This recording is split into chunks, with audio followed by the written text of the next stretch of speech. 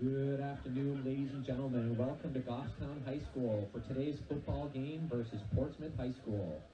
Today is senior day at Goffstown High School, and we would like to take a moment to honor and celebrate our seniors. First, for the seniors, Ryan Cody, wearing number 2, is accompanied by his parents Kathy and Joey Cody and brother Devin. This is Ryan's 12th year playing football. He also plays baseball at GHS and plans to play baseball in college next year. Ryan's favorite football memories are all the wins against Bedford.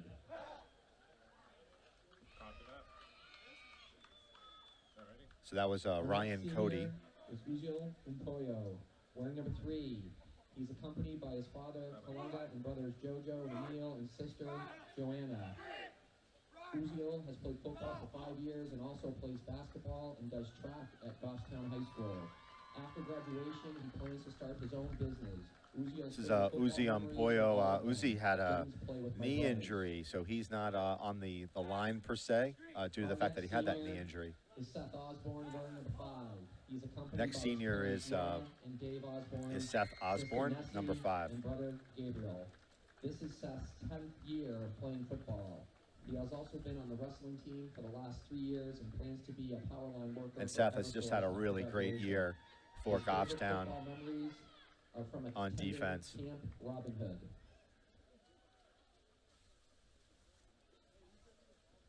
Our next senior is Caden Perry, wearing number 7. Next up is number 7, Caden Perry.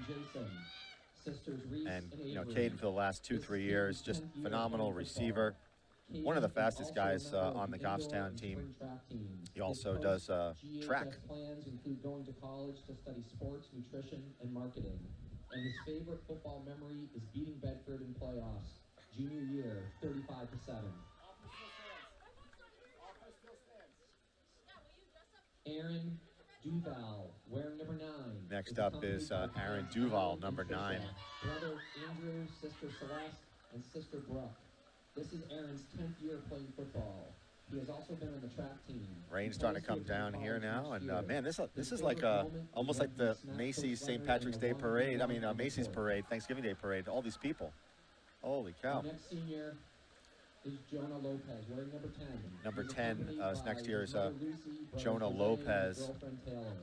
Jonah, one of those explosive players for the Grizzlies. He plans for the future. His plans for the future include finding a good job and a steady job. His favorite memory of football is every second of camp with my boys. And that's number 10, Jonah Lopez. Our next senior is Robbie Bagidi, wearing number 11. Number 11 is Robbie Bagidi, and Robbie's first year playing football, and what an impact he has had on this Grizzlies team. It's one thing to never play football, it's another thing to play cornerback and running back, which are kind of skill positions, and Robbie's just done a great job in that transition. He's a star basketball player, but just great contributor this year. Is his first career interception.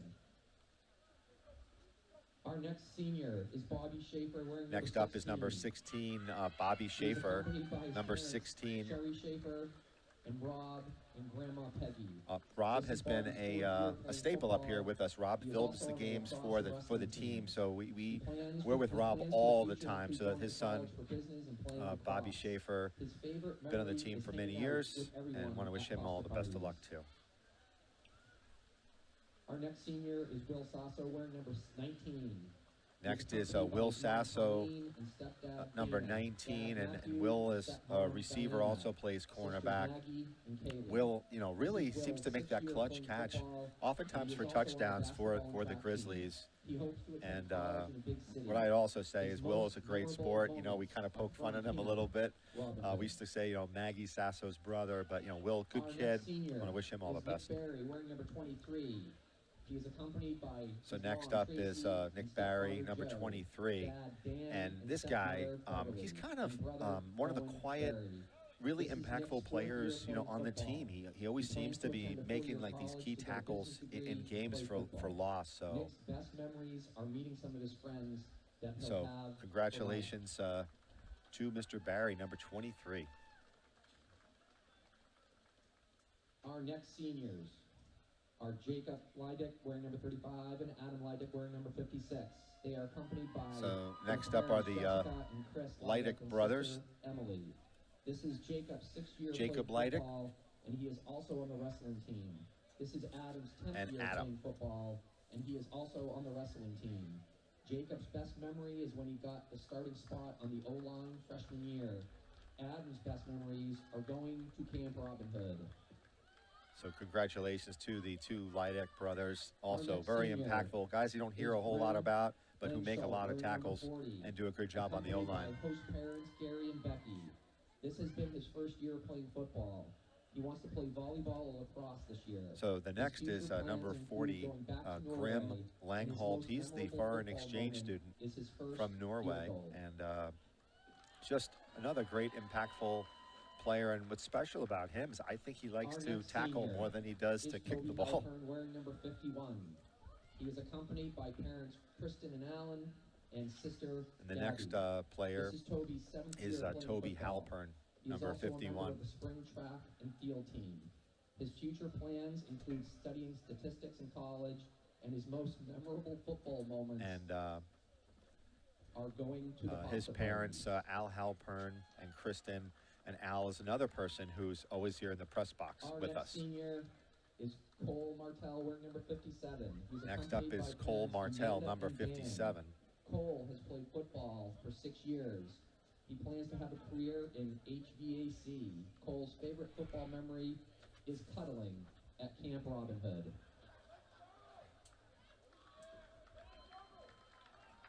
Number 57, Cole Martell.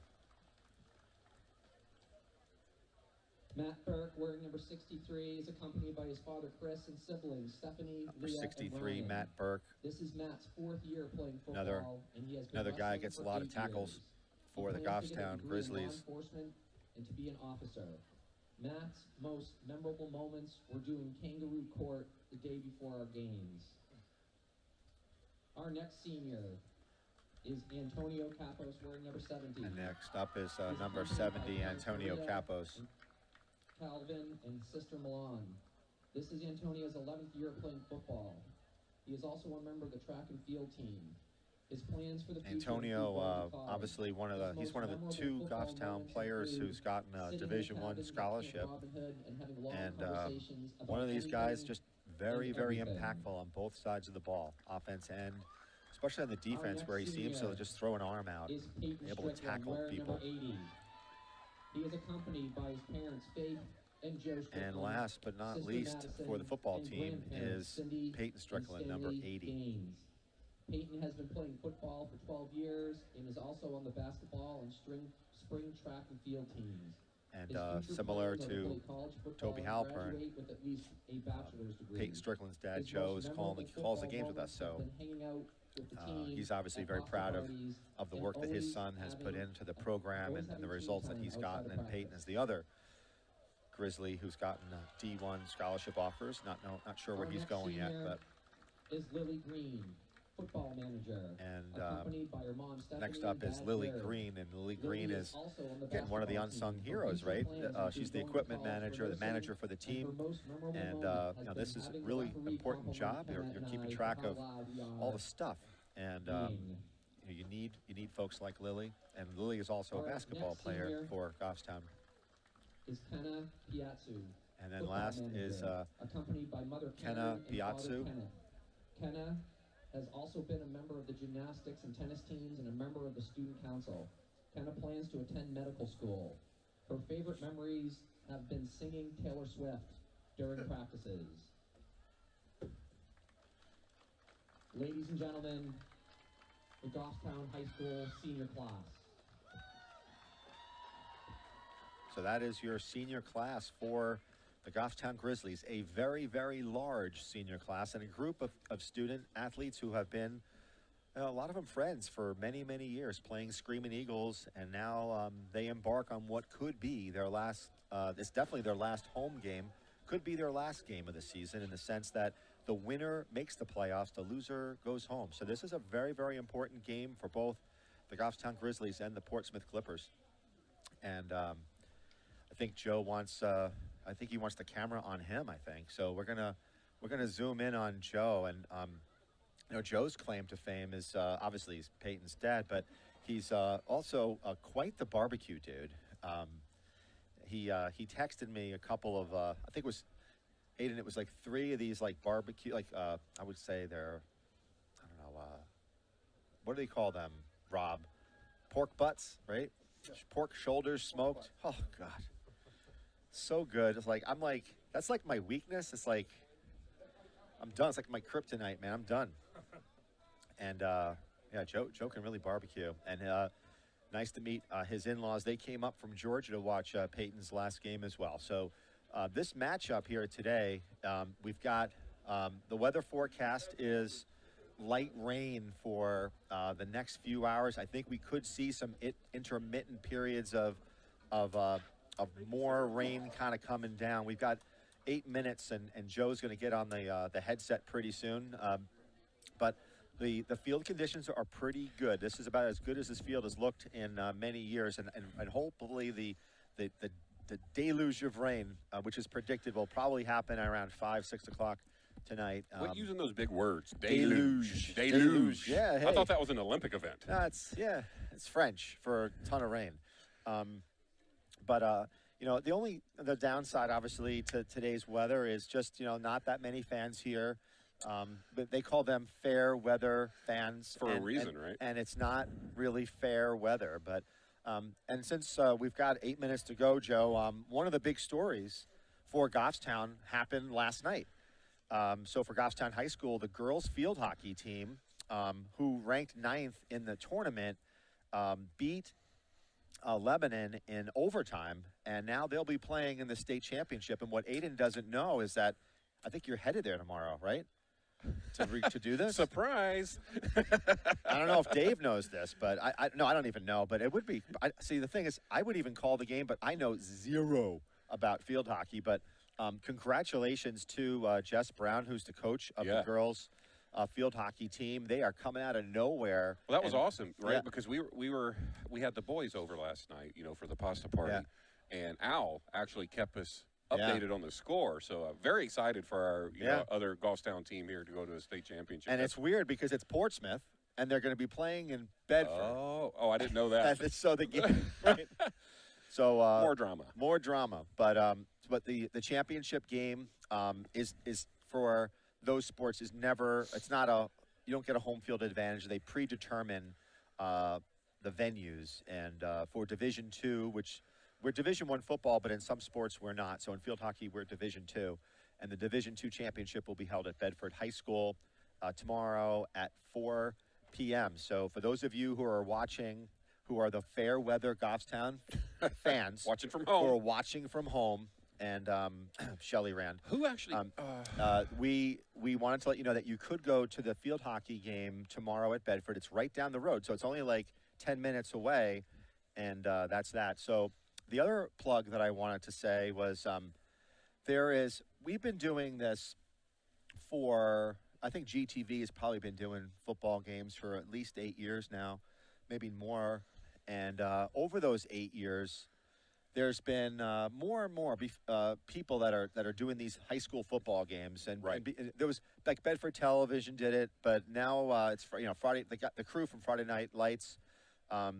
They're here as well, and just a good bunch of guys. And, you know, I think it's kind of like, it's like anything else. I think it's kind of like a club, a sports fraternity, sorority, I don't even want to call it, but everybody, even though they might be on different teams, right, everybody gets along, everybody talks, and those guys do. I just told some folks over there in the Portsmouth tent, and I said, good luck. Yeah. Good luck today.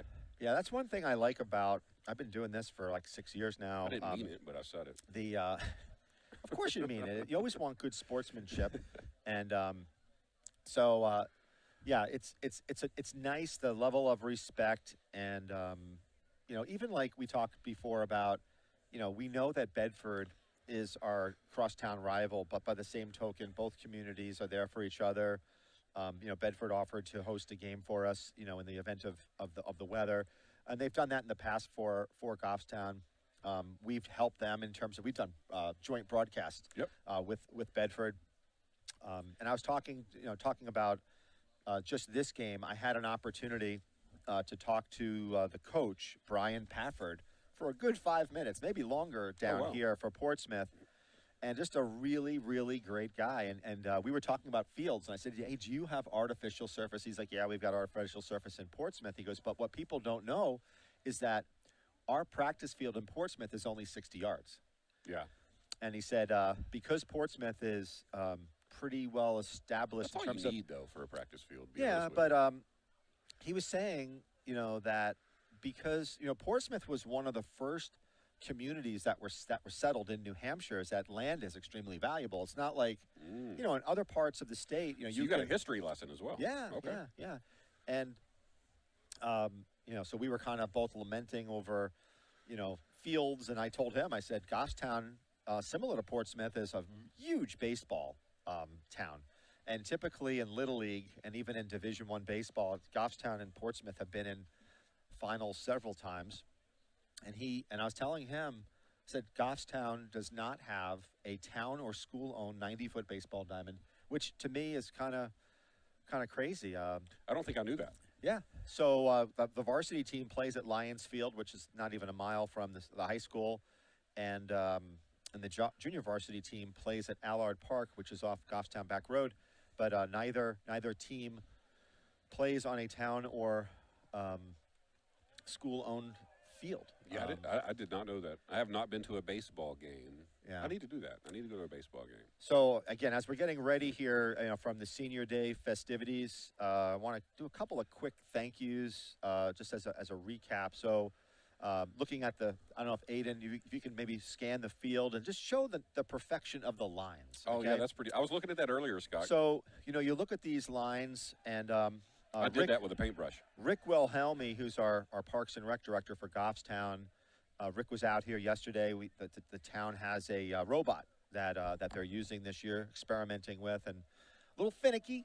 They call him Felix, is the robot that paints the lines. It uses GPS. But Rick and Mike Garrett are kind of, again, some unsung heroes for the school and for this football program. Somebody has to paint these lines, and Rick and Mike are great at that. Not only that, but they also help cut the grass and keep this field in good, working order. And then, the people also, behind the scenes, let's talk about our trainer, Chantel, right? So we don't really give her a whole lot of, we don't talk about Chantel a lot, but part of having a successful football program is having a really good athletic trainer to take care of the injuries of our squad. And Chantel is there. She does a great job. She does a phenomenal job, kind of behind the scenes. And then, a lot of talk is always about the coach, and Coach Hammond, unfortunately, will not be here. He had an incident where he got 2 unsportsmanlike conduct calls, but one of them was because the team came in late from the halftime. So he won't be coaching. He'll be assistant coach will be Batista. Joe Batista will be the head coach today for the Grizzlies. But there are so many volunteer coaches that help the program, Joe. Yeah. That they I don't think you can do what you do, without that. Well, you got to think. I mean, the booster club, like the field setup, all the stuff. All those people all that those you things take granted you for, see. right? So we talk about, with Senior Day. Will Sasso is one of the seniors. You were on that chain gang. Matt Sasso is out there setting things up. We've got a crew of 3 or 4 guys doing the chains. Best chain gang in the state. Yeah, and so Yeah, it's all these. It's just all these folks that really do contribute to a successful program. I think there were 6 families, Scott, that made chili last night to be sold in the concession stand today. Yeah. We actually started ours after everybody left the house Right, last night. right. Here comes our Grizzlies, baby. And here come the Goffstown Grizzlies. And really, as we talk about this game, and we're gonna get going pretty soon, Joe, for the kickoff. Let's talk keys to the game. And for me, the number one key to the game for the Grizzlies is intensity. Oh yeah. And I watched an interview that Peyton Strickland gave, and he talked about that. He talked about energy level, And if the team comes with a high level of energy, I believe they have the talent to win games. They do. And they certainly do. But, you know, the one thing that we've noticed in covering them throughout the year is, you know, how do they bounce back against adversity? Because in any type of game, you're going to have turnovers. You're going to have unfortunate events, and Goffstown needs to, if they have that happen, they need to kind of ignore it and rise to the level. And yeah, I mean that's just football. It is right? football. Things happen. You know what? It's life. Yeah, that's and a good point. and I know that, you know, so many people use football cliches, but you know, football, you know, yeah, when you get knocked down, you got to get up. And so let's see what happens here. For me, the other key, you know, football is one of those sports where the quarterback, one position, really is really impactful. And for our first year player at quarterback, Josh Webb, consistency. So, you know, if Josh is able to, you know, consistently deliver in terms of, you're going to have some errant passes here and there, but if he can, you know, if he can be consistent and deliver the ball to his 3 or 4 very, very talented receivers, Goffstown, you know, can do well. For me, the other one is the running game. So in a wet environment like we have here, you're going to want to put the ball, you want to run a lot. Yeah. And that's where Duval and perhaps Begidi are going to be impactful. We're not sure what they're going to do with Strickland. That might put him at the Wildcat a little bit more, but I think you want to look more at So Portsmouth just won the toss. They declined the ball, so I believe it's going to be the Goffstown Grizzlies with the ball. I didn't mean to interrupt you. Yeah, that's fine. Yeah, but you're right. I mean, Aaron Duval should have a heavy load today, in my opinion. Right? Yeah, and he's fired up. I talked to him before I was down there, you know, obviously with my son for the senior day thing. And I went over there and hugged all the boys and made sure they were fired up. Yeah. They had breakfast this morning. They had their senior day breakfast this morning at Sawyer's in town. So thank you, Sawyer's, for having the boys down. And Portsmouth squad looks pretty fired up, too. We have an advantage. They better be. In the sense that, you know, we are like literally on top of the opposing team where in the crow's nest here. I love it. One of the best views that I think is out there of all the places that we go, right? This is like the best possible vantage point for a team. Today, certainly today. Oh, flag. And now we have the national anthem.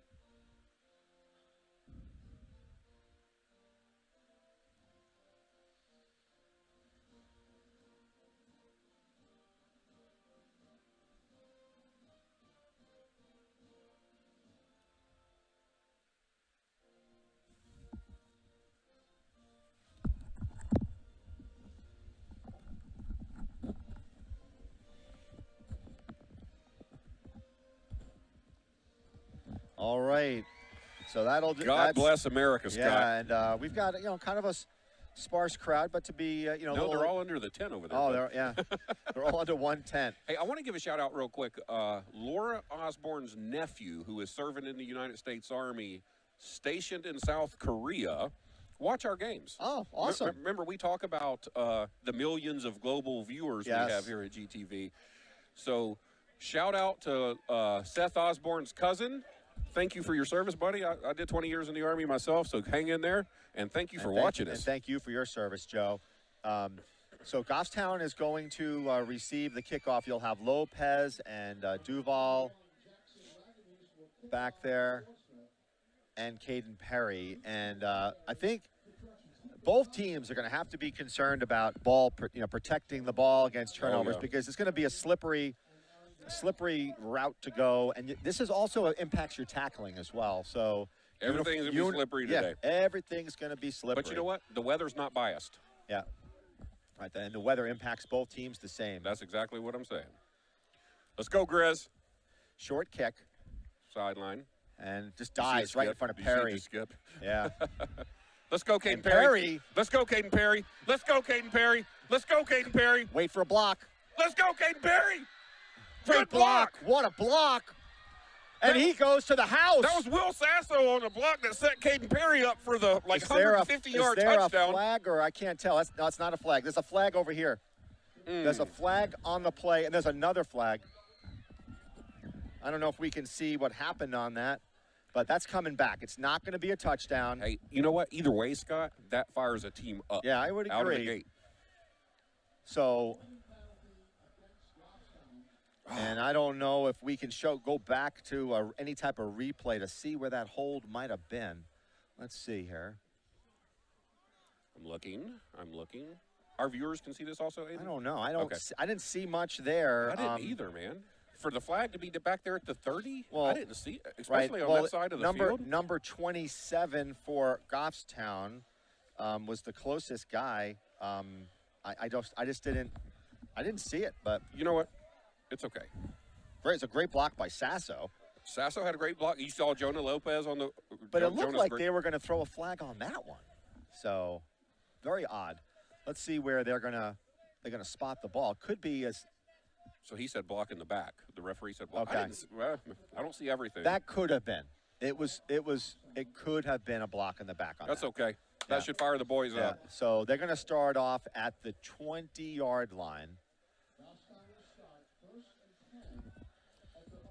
I don't know what you said while I was down for senior day, but I think Peyton's back. He's feeling good. Antonio's back. He's feeling good.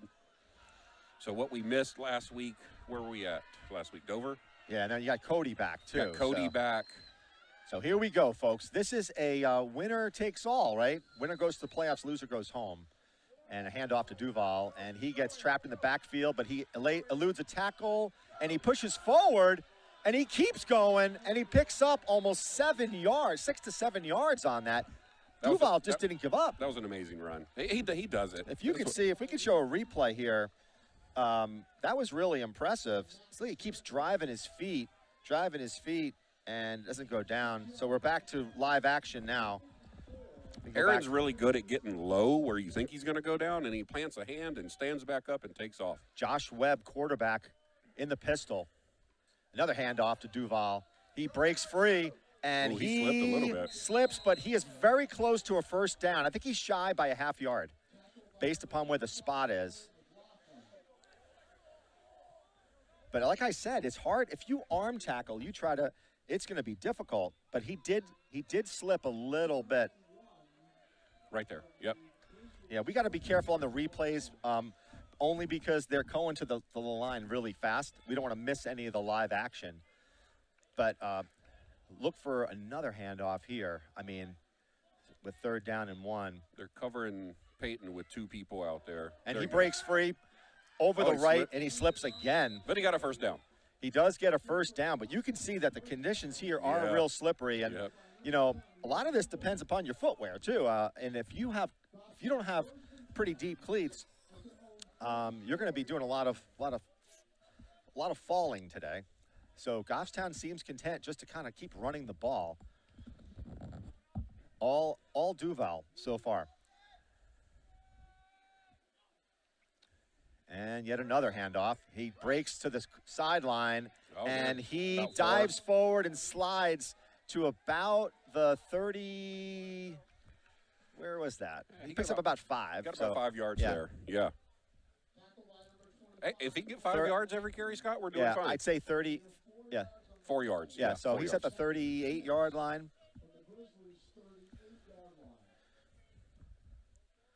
Stands are filling up a little bit more, Scott. Yeah, you got Jonah Lopez as a wideout.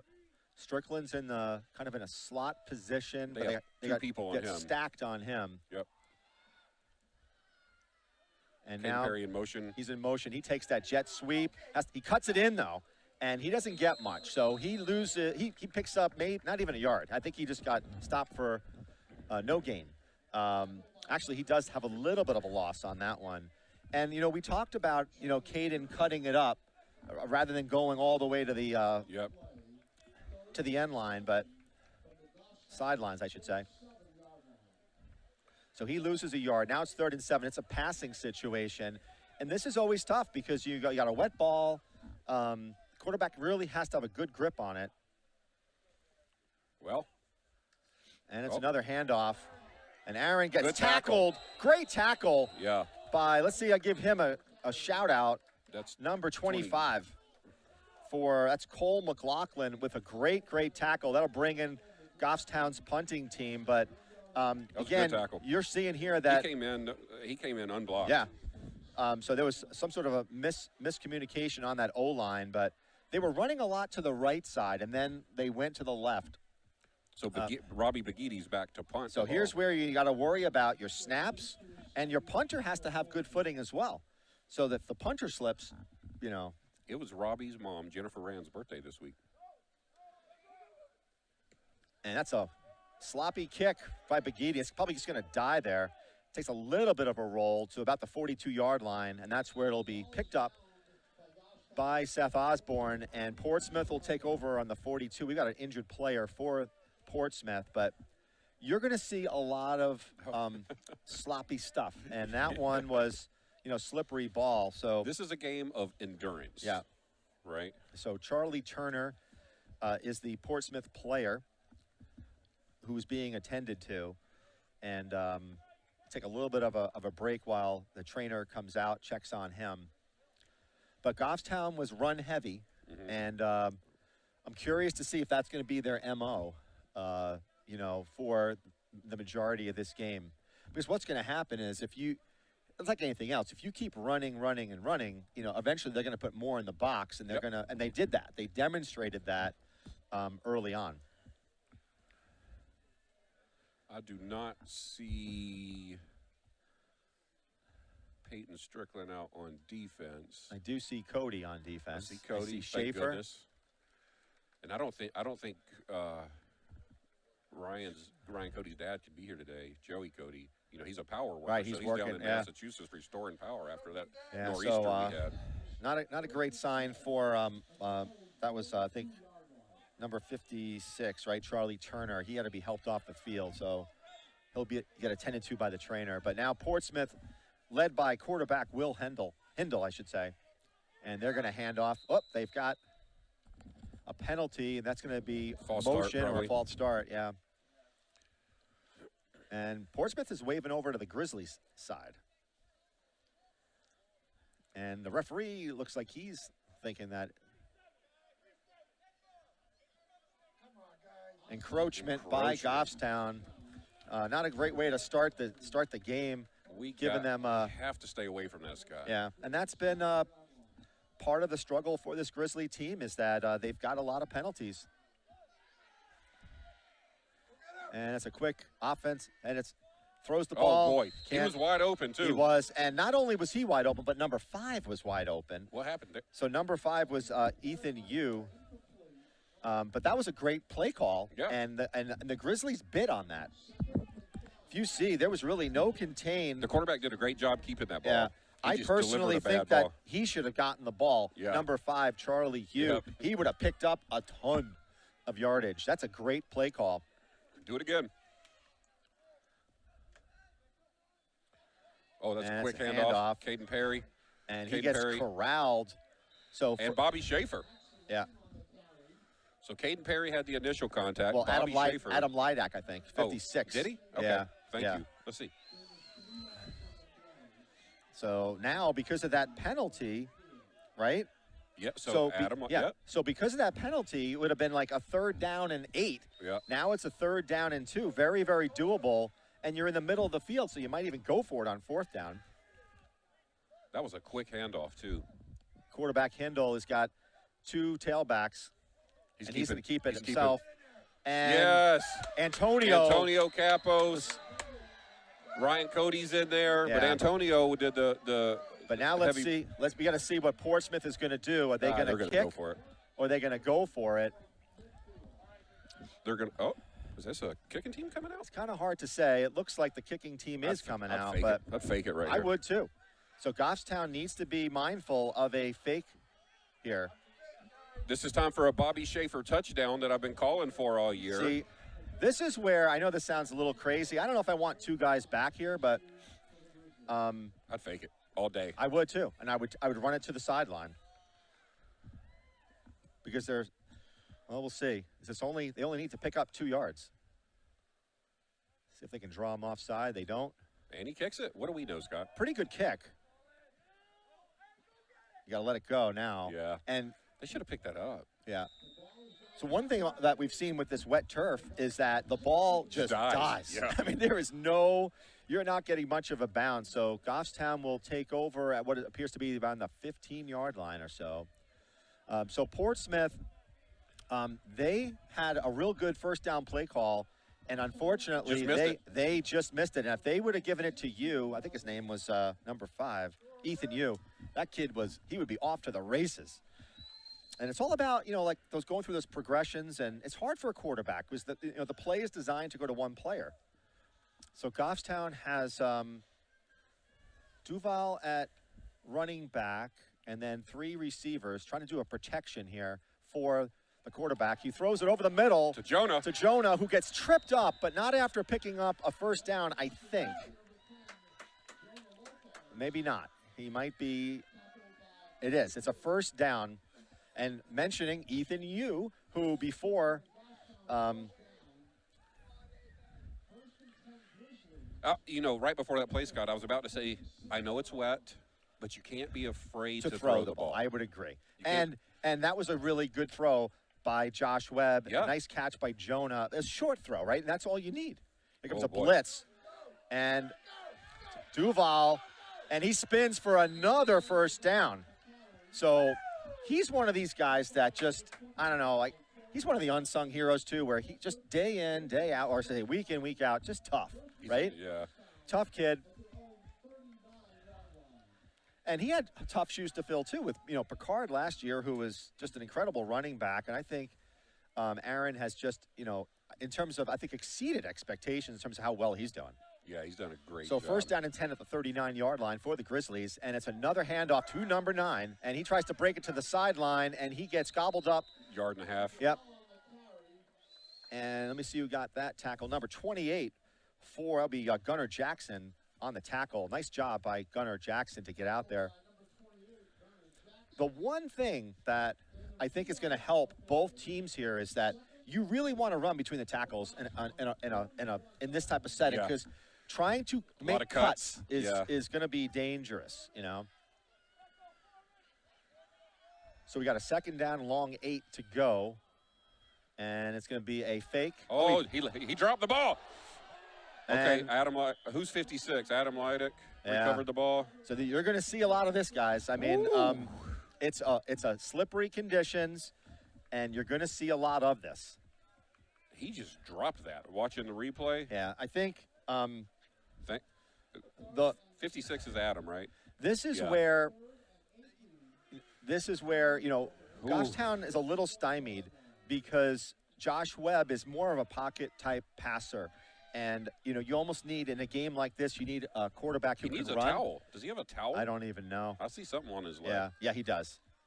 So long 3rd and 18, definite passing situation. But they're going to hand it off and play conservative. And Duval takes it out, and he breaks got free. The first down. He does not. Oh, no, he doesn't. The ref over here is calling him short. I go for it. I'm going for it if I'm them, but let's see. Oh, my gosh. I thought he had that, folks. It did. He broke free to the sideline. Let's see what Goffstown does. Will Begidi come in to punt? And he looks like, let's see. Begidi's coming in. Yeah, this could just simply be a game of back and forth possession, right? Yeah. And God, that was a good run by Aaron, too. He must have just stepped out of bounds. I thought he had it. So now do we fake it to Begidi? Because Begidi can run. Begidi got some wheels. Yeah. If you can seal that edge, you got a shot. I don't think we're going to do stuff like that. I would, but great kick by Begidi. Fair catch by Portsmouth at the good 26-yard line. So that was way better than his first punt. Yeah. So this is going to be a game of where the ball is at the time and see who doesn't turn the ball over, right? Just a bit outside. Yeah.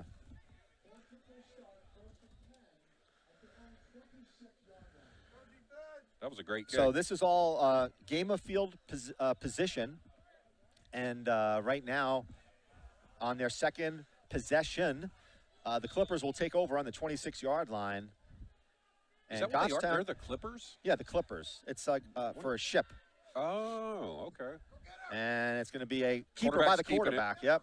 Okay. And number 56, Leidick with the tackle. Good job, Adam. Yeah, Leidick put his arm out there. And, you know, I tell you, if you get any little bit of hand, arm on these guys, you might take them down because it's so slippery. Oh, but this is good football, Scott. And we've got somebody. So, gain of 2. And we really haven't seen Portsmouth put the ball in the air, right? Just that one. That one. Similar to Goffstown. They're not throwing the ball. Light rain here in Goffstown. Quarterback keeper. Again. And he tries to break free. Look at Ryan Cody in there. Ryan Cody did like one of these like WWE off the top. That's like a flying burrito. Right? That was like off the top rope. If Joey's watching that, I hope you can see that. Oh my goodness, that was great. Yeah. Well, Joe, we missed that. We missed that the past couple weeks. With Joey's weeks. age, it might have been like Jimmy Snuka coming off the top rope. But it's big having Cody in the game because he's very strong and he has a nose for where the ball is. So long 3rd and 6 for the Clippers. Hindle gets the play, or is checking the play, and it's going to be a quarterback keeper with an option. And he gets more than the first down and unable to be tackled. So Hindle, about a 20-yard run. Hindle with a great job. See, what he did there was froze the defense. He held the ball, froze the defense, made them commit. What a great play. And then a lot of missed tackles there. Baghetti stood by and wasn't sure what to do. You got to hit him. Yeah. That's all you have to do. Put a helmet on somebody.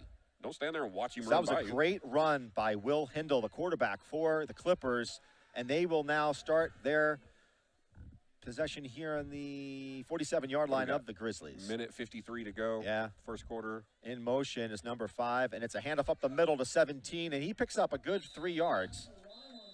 And that was Max Lalime. I tell you, these teams seem pretty evenly matched so far, right? I mean, it's not and I would say, I mean, I know what we can do offensively in terms of throwing the ball, but if it's not a throwing day, then we might not be able to take advantage of some of that. But right now, the weather is not horrible. That quarterback just got to keep his hand dry. That's all. On both sides. Yeah. And it's now a 2nd down and long 6.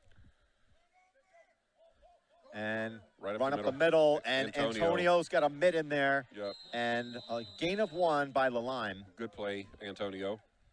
Yeah, and really, we talked about before intensity, and really, when I think of this team and who they seem to, the energy level is Antonio. I mean, if Antonio comes out high energy, the team seems to rally. We got an injured player hobbling off the field. That's Max Lalime, and he's one of their star players, so... Oh, that does not look pretty. He's kind of grimacing. Yeah. This is what you're worried about, right? So 2 players now have gotten injured for Portsmouth, and in these wet field conditions, it's not.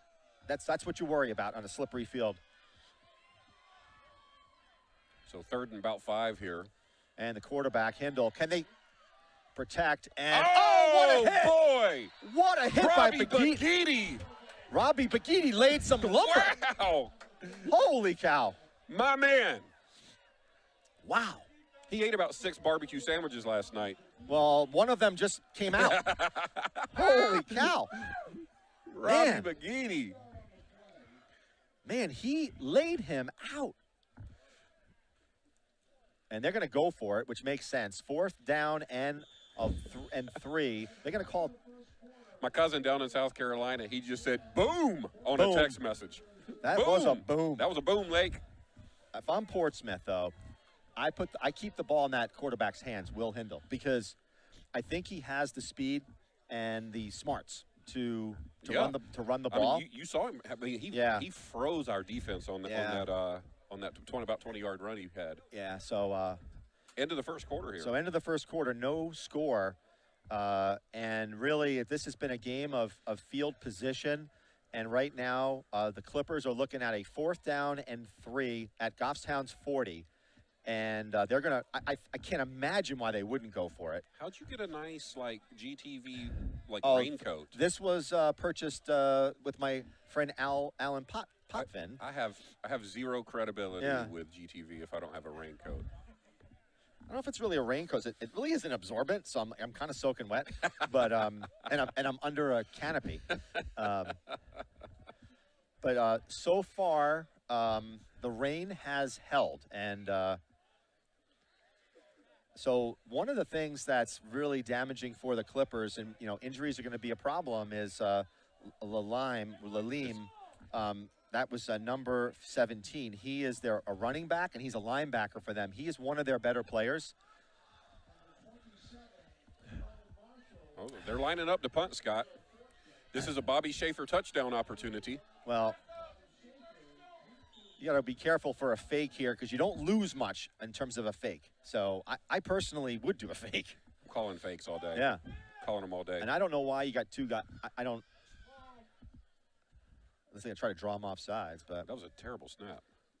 and great Good punt. kick, great kick, and it might just die right in the 5, Get in the end zone. and it's in the end zone. Goffstown Man, got real that lucky was there close. because every single time the ball's been punted, Please right, just roll. it dies. Please just roll. But That was a good punt. That was a phenomenal punt by Portsmouth, and I think the kicker is Jackson Raganese. Was that 81 that did that? He might be a student of the Lake Fennel Kicking Academy down in South Carolina. I don't know, but that was an awesome kick by Portsmouth. All right, here we go again.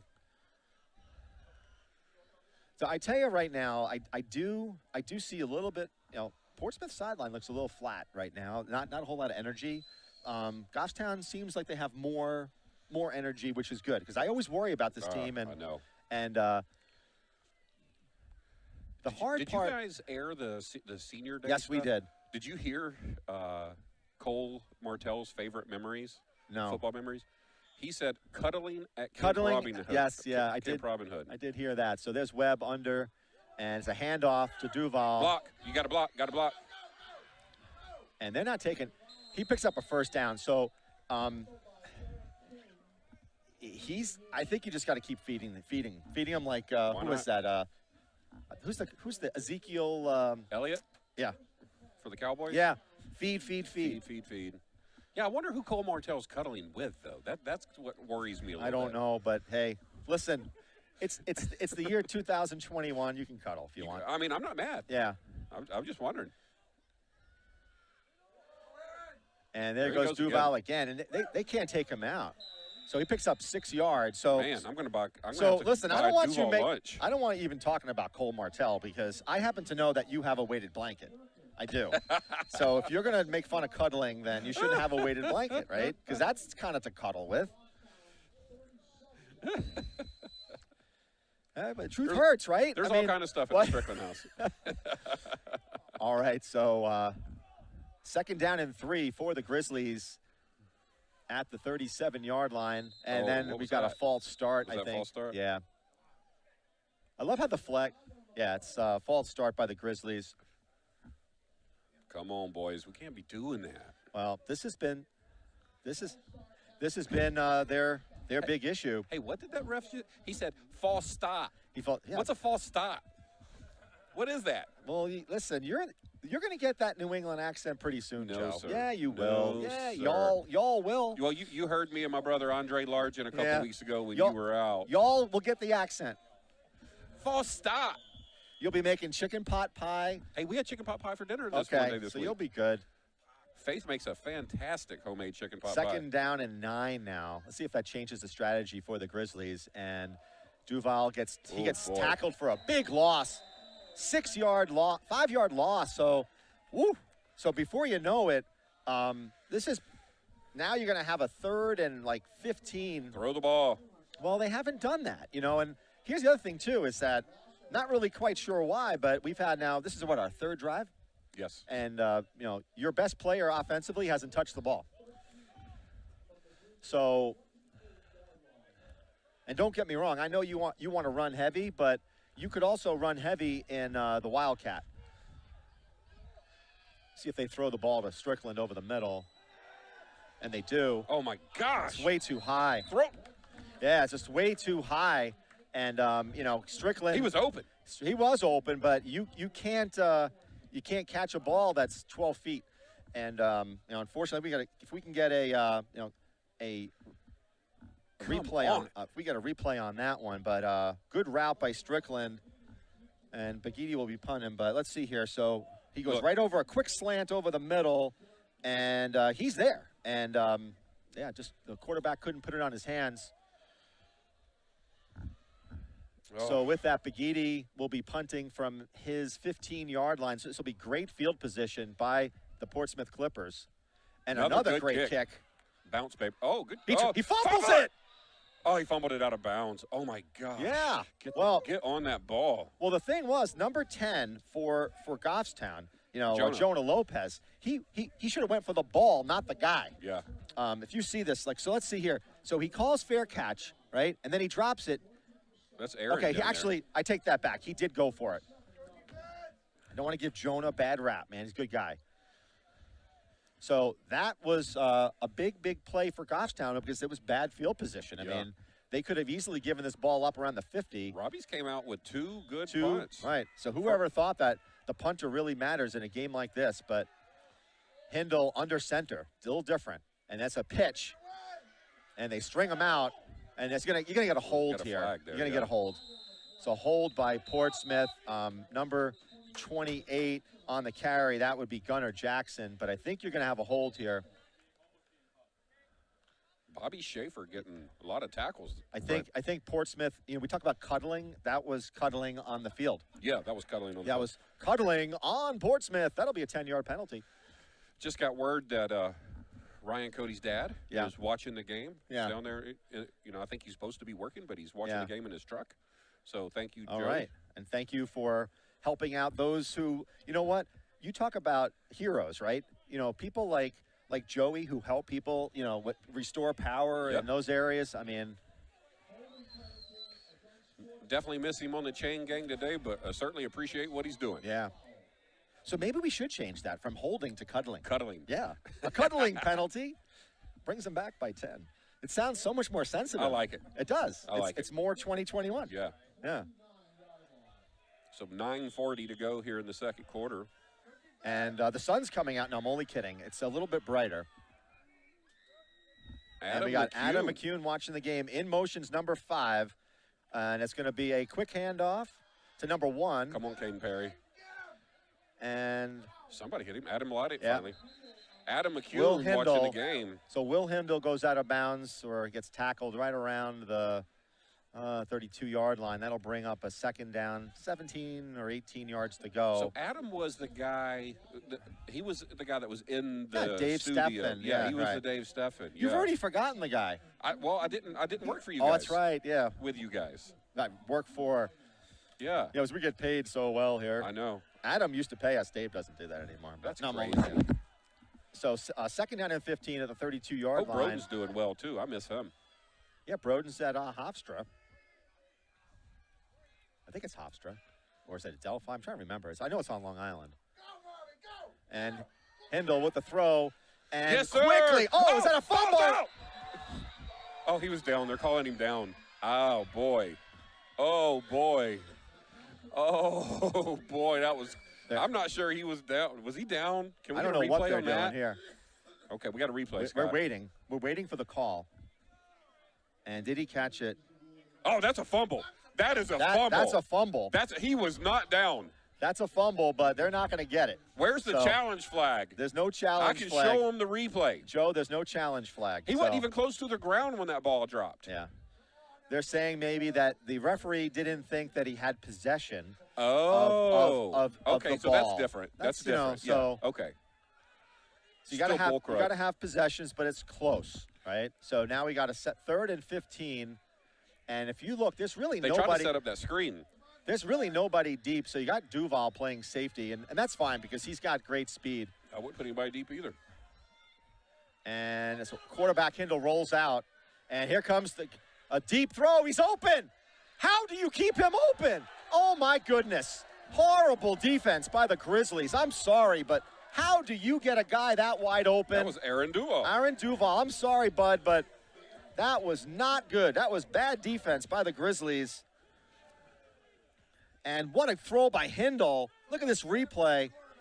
And, you know, just not good coverage by Aaron Duval on that one. That's a big play.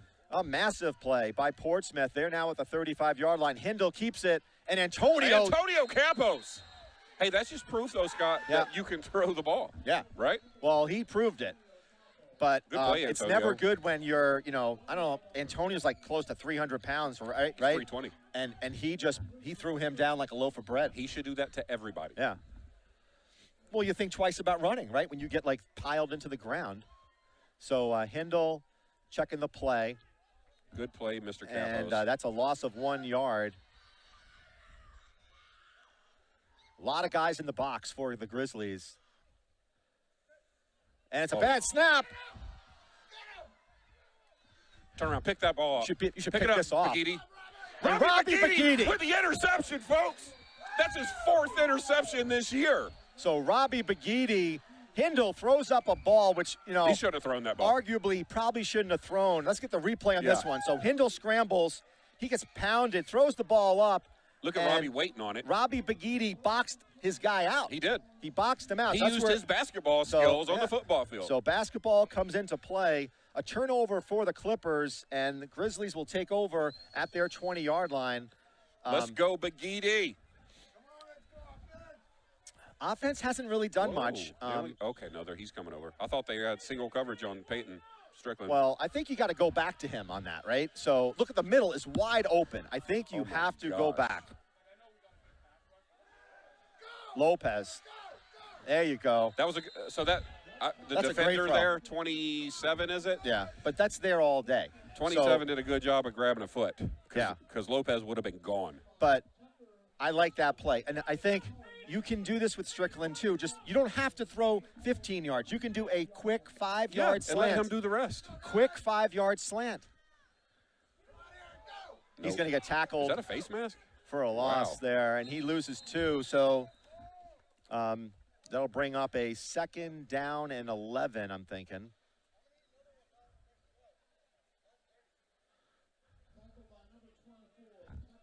So a loss of 1. Goffstown now is in a 2nd and 11 at the 30-yard line. Man, they got spread the ball around, man. Yeah, I think they got to throw the ball a little bit more too, because Portsmouth is kind of, they're putting a lot of guys in the box. The middle is wide open, wide open. Ooh, boy. Okay, that's okay too. I like it. That's a 2-yard play. But yeah, but it requires you to make a tackle. And it also requires the defense to at least. So we got like 3rd and 7 now? At least defend. So we've got 6 minutes to go until the half, and the rain is coming down a little bit more right now. As we talked about before, you know, when you got a Division I prospect out there, guy's gotten D1 scholarships, he's only gotten 1 look. I'm starting to question some of the play calling. And again, it's hard not to get frustrated with. Really. And I understand. You know, listen, Duval has done great running the ball, and if that's your strategy, but you got to get touches. Can he get around the corner? And he doesn't. He picks up, and that'll be a 4th down and 3. So, again, you got to start thinking about putting Strickland in like a wildcat situation, because he can throw the ball off of that. And right now, he gives you 2 threats, because now they have to worry about Duval or him, and he can run. Imagine that. Well, Coach Hammond should be texting his sideline. Well, somebody should be, because this is now Lord. a running situation here. This is not passing. And another great kick. Good punt, Robbie. Oh, holy cow. Get down there. Get the ball. Get down there. What do you, oh, golly, man. Holy cow. I thought Caden was just going to let it go. That was a, 42-yard line, and it ended up on the 5. Sorry for yelling, so, folks. You know, we got a flag on the play. Oh, come on. Sideline warning.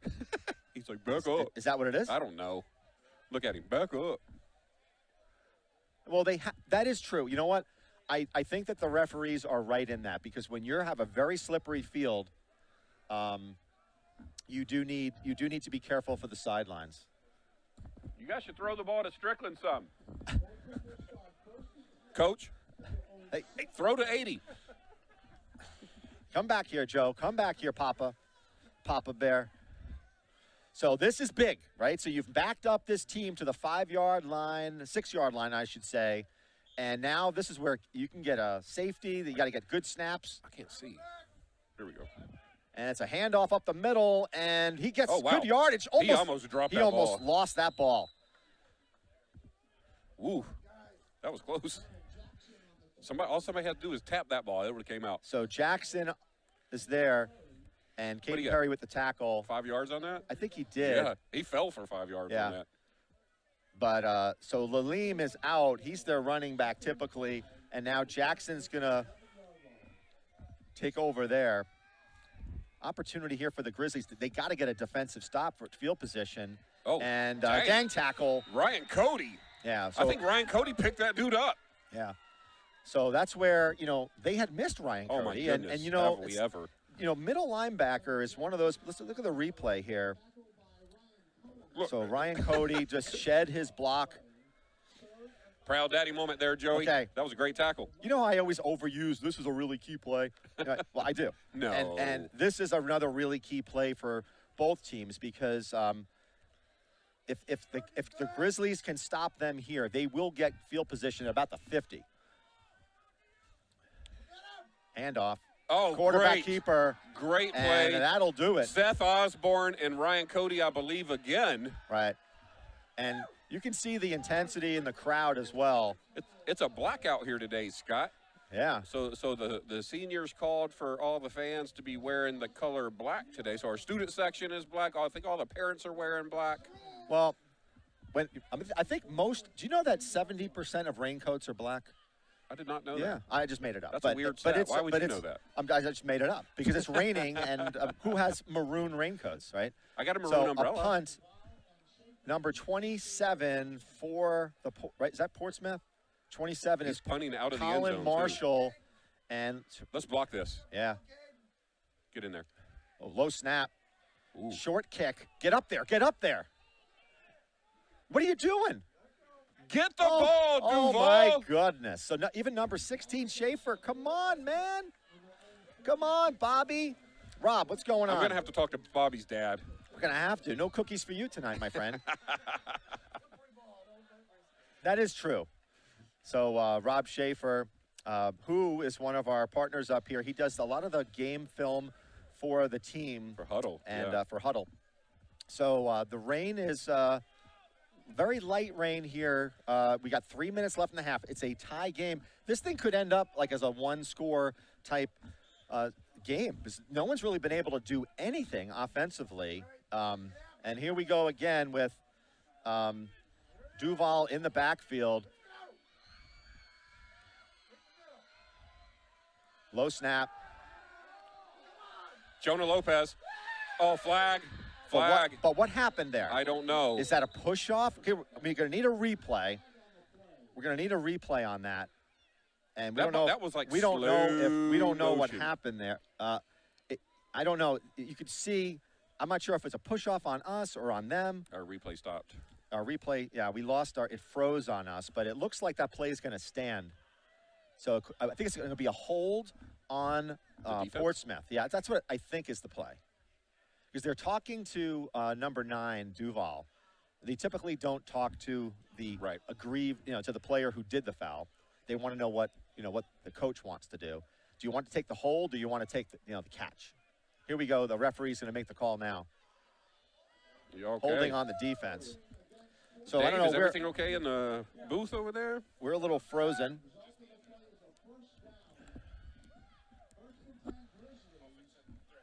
Okay. So our instant replay on our end is down, or okay, we'll try to fix that during halftime.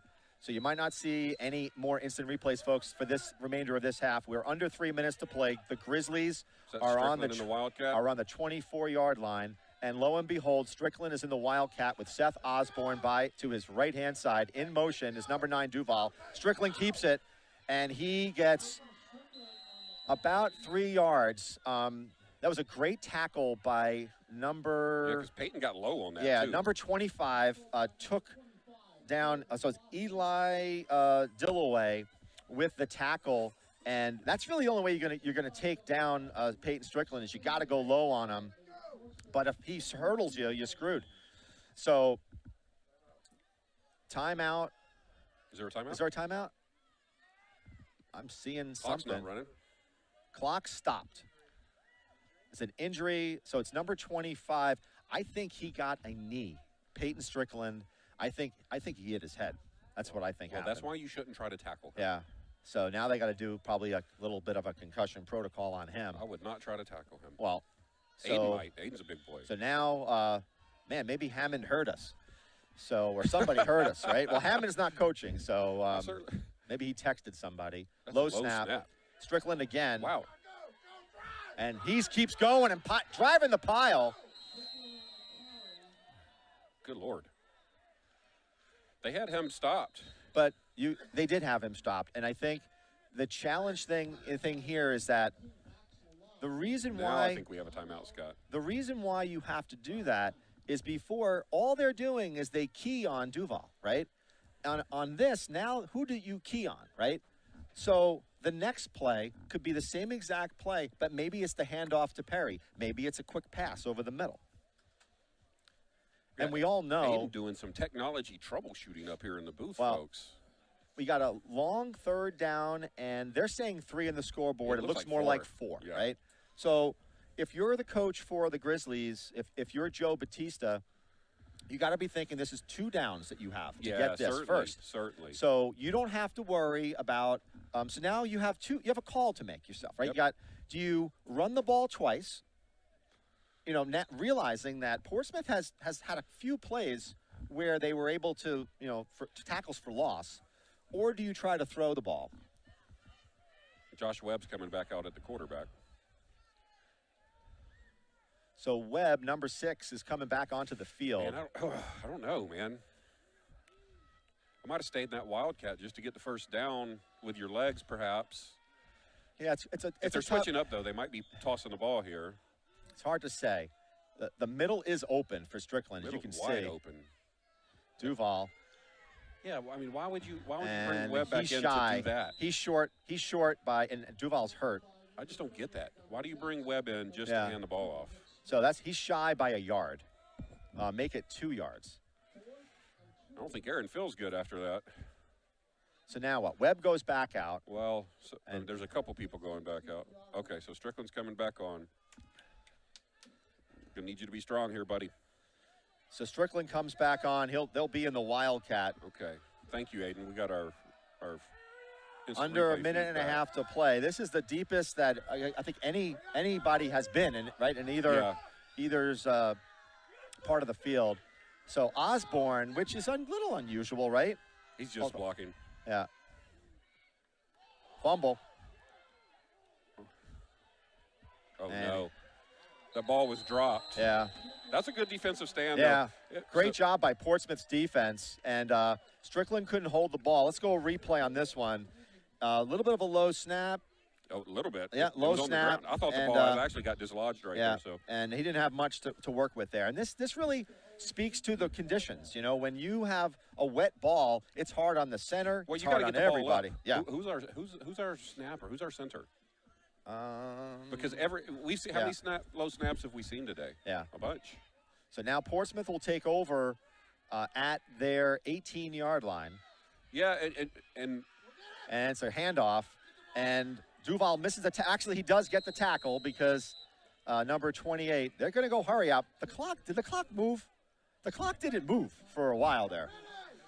Yeah, and not upset at Goffstown there for going for it on 4th and short. Oh, no, you have to because that's a smart, in my opinion, a smart call. I don't think you're going to be making a field goal in these types of conditions.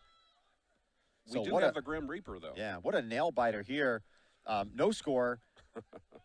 Both teams have no one's really gotten inside. We got inside the 20.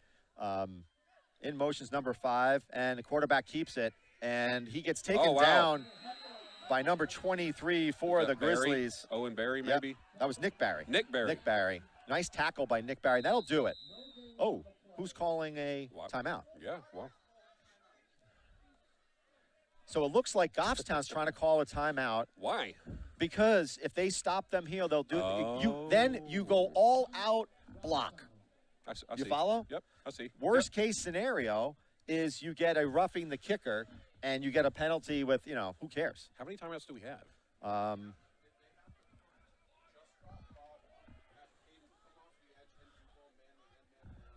Yeah, so this is all of a setup to see, okay, you call timeout because if you can stop them now and you can get a blocked kick, keep in mind this is a wet ball, so the center for Portsmouth still has to snap it and all those other fun things. So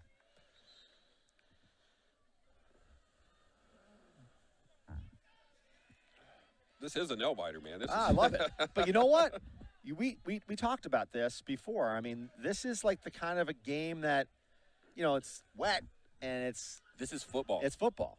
And you know, really what I think we're going to need to see a little bit more from, you know, both teams. They're just trying to run the ball and establish the run and look for that breakout run. Here we go. 3rd and 7. Got to be careful that a cornerback doesn't slip. Yeah, obviously the quarterback's not afraid to throw the ball. Oh, he's going to get the first down and more. Holy cow! I mean, you got to take this guy down. Wow. And now the clock will stop while the chains reset.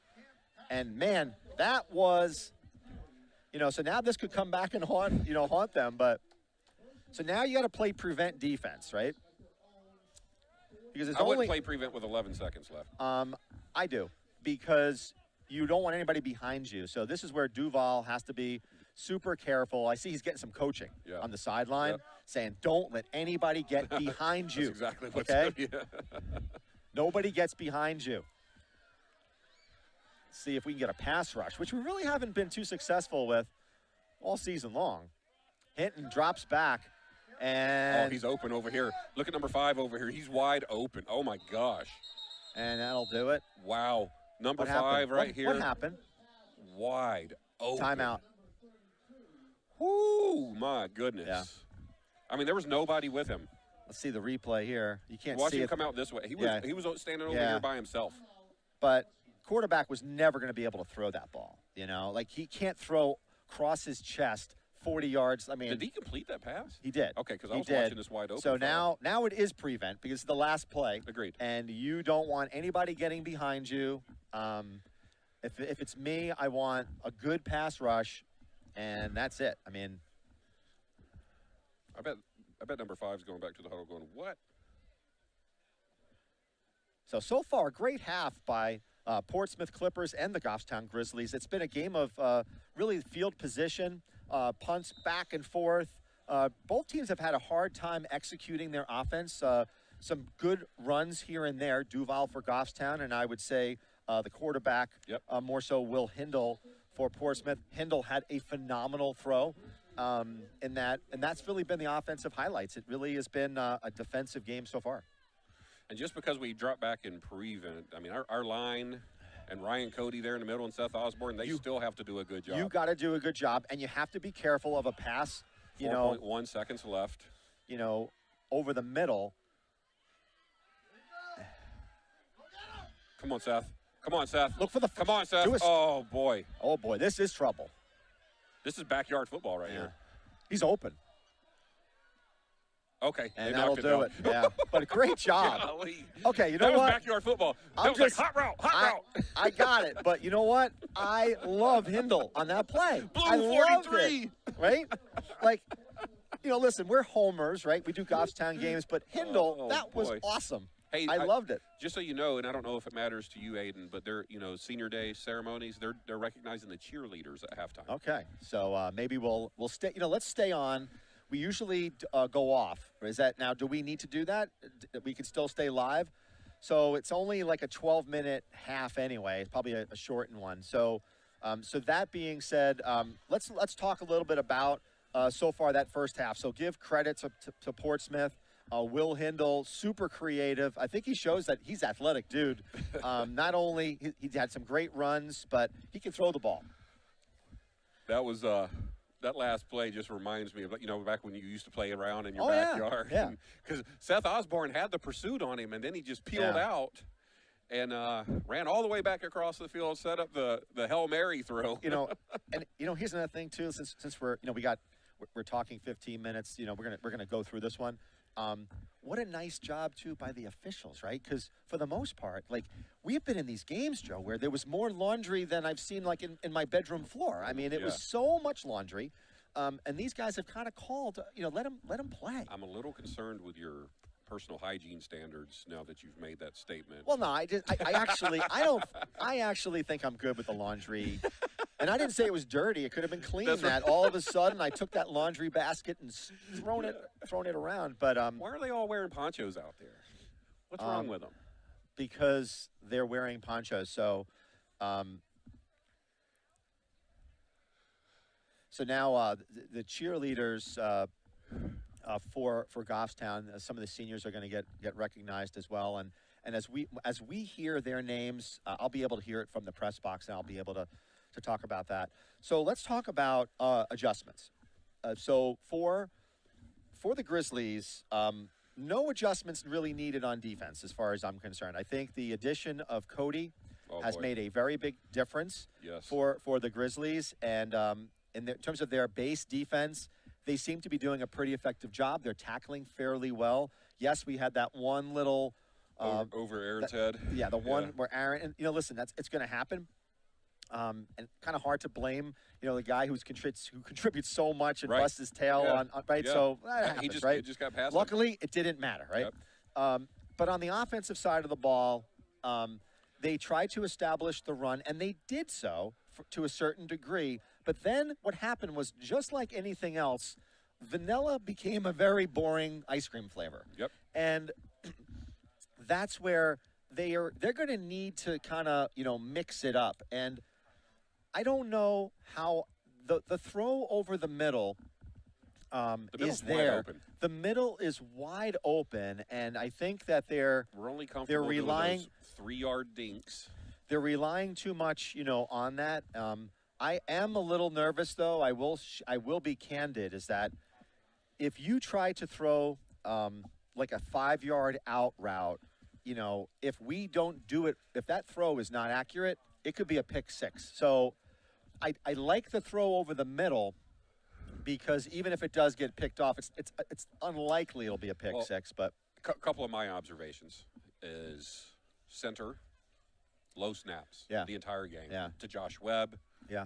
To when Peyton Strickland was back in the Wildcat, so we've had low snaps. Yeah. So you got to stop that.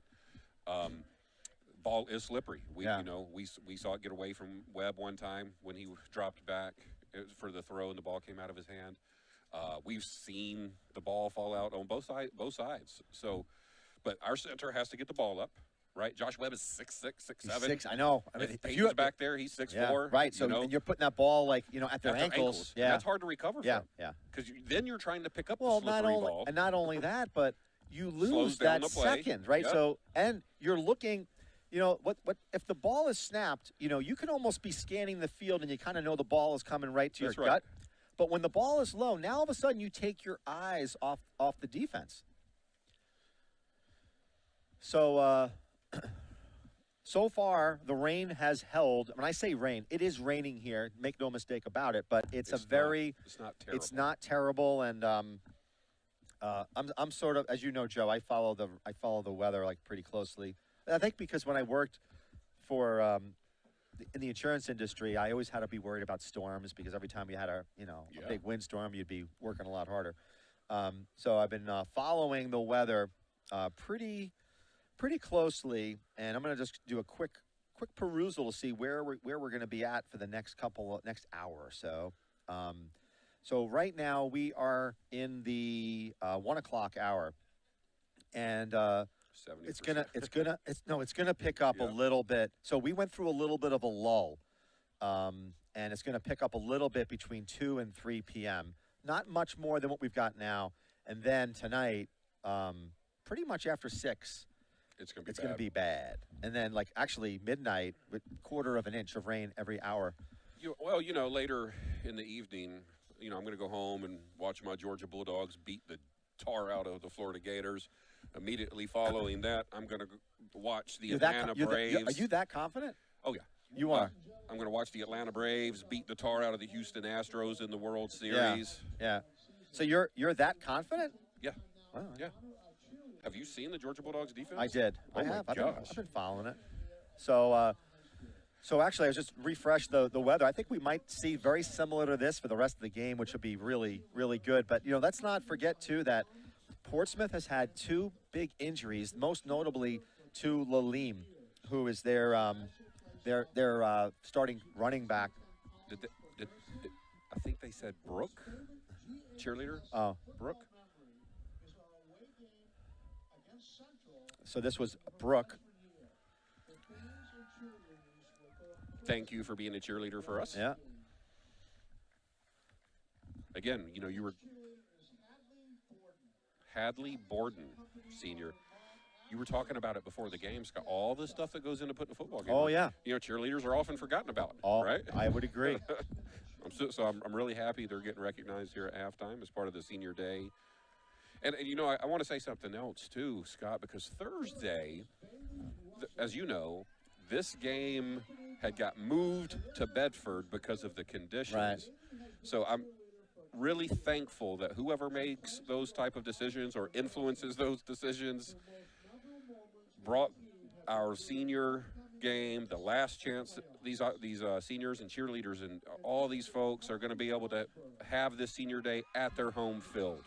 So whoever makes those decisions or influences those decisions, I'm speaking as me as a dad, but I'm telling you, every parent over there feels the exact same way. Yeah, and I'll say that it kind of underscores, the need for artificial surface here. And, I've been kind of looking into this myself over the last few years. I've been covering these games. We go all across the state. I'd probably say 75% of the fields now are artificial surface. And the one thing that we can't lose track of is safety.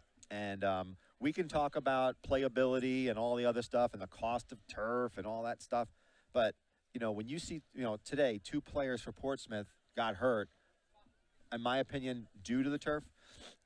They slipped. Turf is slippery, too. Yeah. I'm telling you. But because if you look at the field right now, we've played a half on it. Yeah, it looks pretty good. Looks great. Yeah. So, we got about 7 minutes till the players return. Let's hope and pray. All the seniors? Let's. Is that done? Are we done? Yeah. So we got to hope that Goffstown comes back on time, right? I know. Right. I know. Coach Hammond, if you're watching, you better text your coaches so they get back out here on time. So Scott, should we take a 3-4 minute break? You can. I'm not. Okay. Yeah. I might need a bio break. Yeah. here. You go do that, and we use Aiden and I we use catheters stuff here because we don't screw around. So. Well, I guess never we mind. don't. I'm not going to say that on air. No, I'm not going to say what was about to happen. But no, we're I'm good. So yeah, Okay. you can peel off and I'll be right back. you'll be back. So again, folks, glad to be here with Goffstown Television, and I want to thank Dave Steffen, who's in our studio right now, and certainly Adon Pena, Aiden, Adon. You can call him Aiden. You can call him Adon. He prefers Adon, although when you ask him what his name is, he says Aiden, but it's okay. So fortunate to have Dave and Adon, who have really been so integral in getting so many of our football games broadcast. We started this year with a new device, our live view, and we've had some hiccups with it in terms of, it appears, that depending upon the cell service of where we're at, we're trying to broadcast not only our voices but also video images, and sometimes it hasn't worked out all that great. Right now we're in Goffstown, so we're going right to the studio, so you're getting a really good picture. Probably better so right on like YouTube, simply because I don't think we're at like 720 versus like 1080 or something on, because I don't think the GTV channel itself is high def, right? It's not HD quality. Whereas if you're watching it via YouTube, you will get that HD quality. So a little under 5 minutes to go until the halftime, and halftime is over. but a super close game between the Clippers and the Grizzlies. And I say it's obviously 0-0 is a close game, but really no team except for Goffstown got inside the 20 into the red zone, and then wasn't able to convert on a 4th down and 2. It was a very low snap, and Adon's going to jump on the headset. So, Yeah. Adon, what are your observations? They just got to keep running the ball, and they just got to try and get a touchdown. Scott. Yeah, and I think the hard part is that they've been a little bit nervous, Goffstown, in terms of throwing the ball. And I heard earlier in the week when we knew that we were going to have rain, I heard a comment which to me was quite surprising, and it was like, "Oh, that's great. We feel that's an advantage for us." And I'm like, how is that an advantage to a team that I think has one of the best passing attacks in D1? I don't know.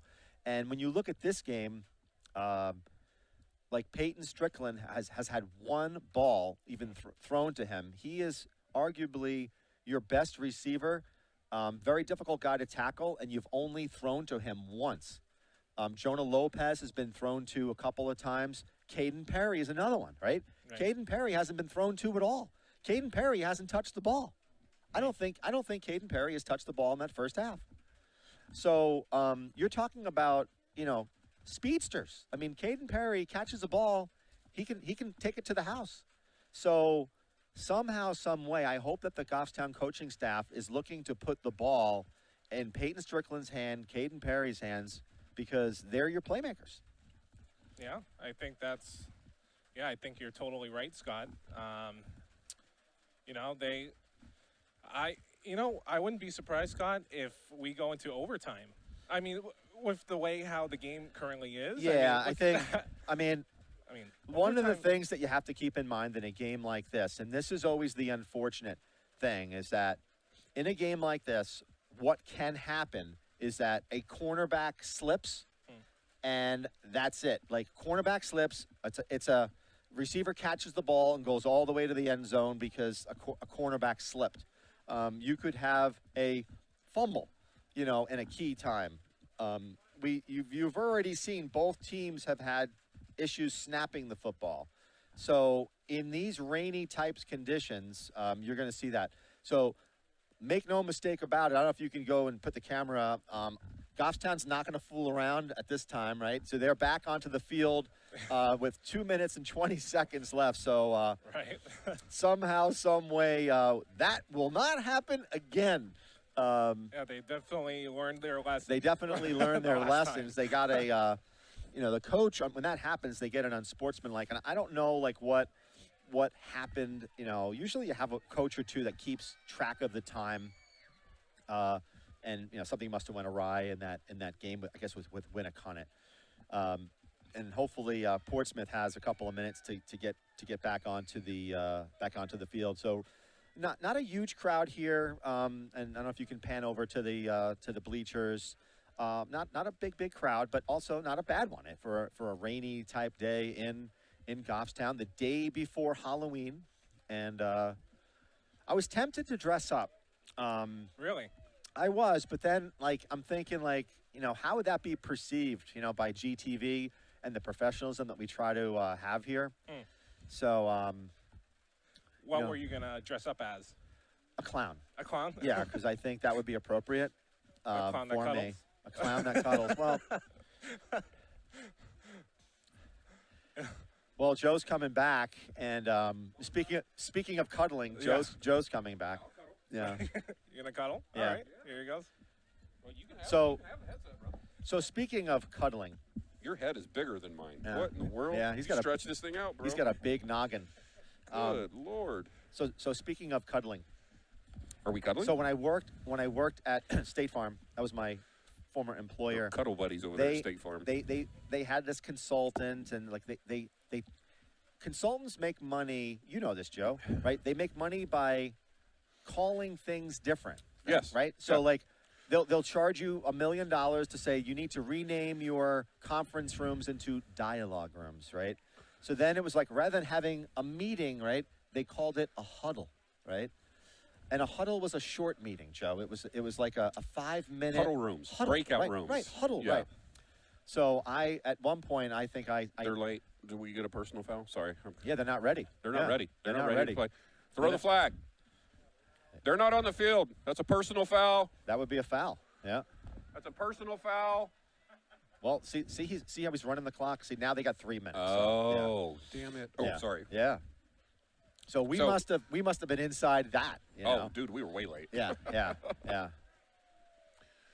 Oh, speaking of consulting fees. Yeah. I think that's Nick Moquin, I believe. Yeah.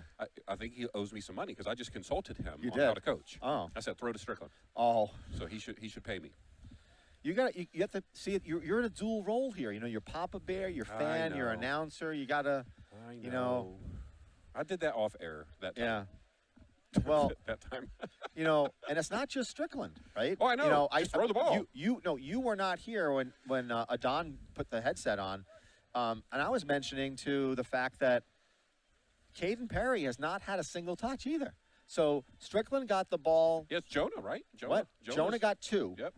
But and even that's not like. I mean, I'm just trying to be serious here. Yeah. It's like you've got these really robust receiving crew. And I'm sorry, but I'm not asking you to run, 10-yard hooks and all and slant. Just throw the ball.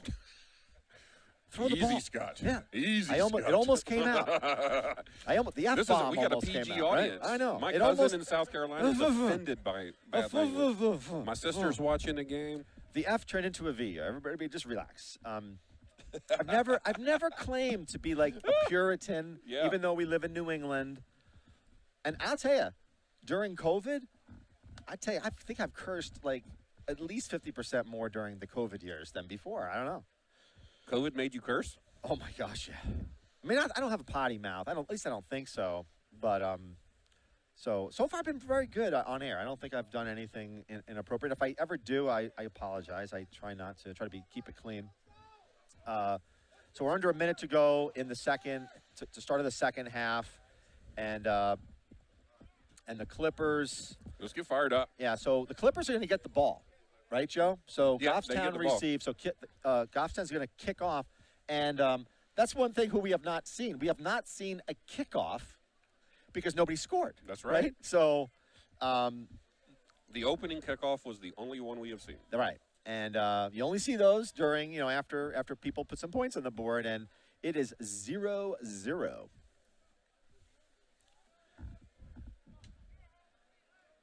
So I want to give a shout out to our friends over at Friday Night Lights, New Hampshire, and they cover games, a couple of key games. I talked to, I think it was Steve Beals, and Steve said that they do 2 games a week, usually on a Friday and a Saturday. And this was the only really premier game because this is the one game in Division I that matters. So if Portsmouth wins, they're in the playoffs. If Goffstown wins, they're in the playoffs. So those guys are here. And they do a real nice job. They interviewed your son this week. Yep. Roger Brown's here also. Yeah. So it looks like so our Langholtz, right? He's not Grimm is not kicking, right? He's no, right? Because McGeady took the opening kickoff. Right. I don't know what happened to Grimm. I'm not sure. So Begidi is going to kick off and see what he can do. It's offsides, but they're not going to call it. Oh, they did. No, we're offside. So number 11, who's ever on the widest, farthest person, he was 2 yards ahead of the kick. Yeah, I saw that one myself. Certainly can't be doing that. Yeah. So whoever, Who is that? I'll tell you who it was. It's is that Caden? Number 7, Caden Perry. Yeah. Yep. His dad's over there on chains, so maybe his dad get after him a little bit. And you know what's weird? Of all guys, he doesn't even need to do it because he's so darn fast. So that'll back us up. That'll back you up a little bit. Begidi will have to kick off at the 35-yard line right now. He's gonna be patient. There you go. That's going to go out of bounds. Why? Oh, my goodness. Do we do that? So now they'll get the ball at what, the 45 That or looked something? very intentional, too. Yeah, it did. Like, why are we intentionally kicking the ball out of bounds?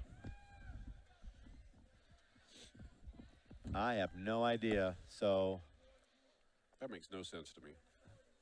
they're going to be on the 40-yard line because there was a 5-yard penalty.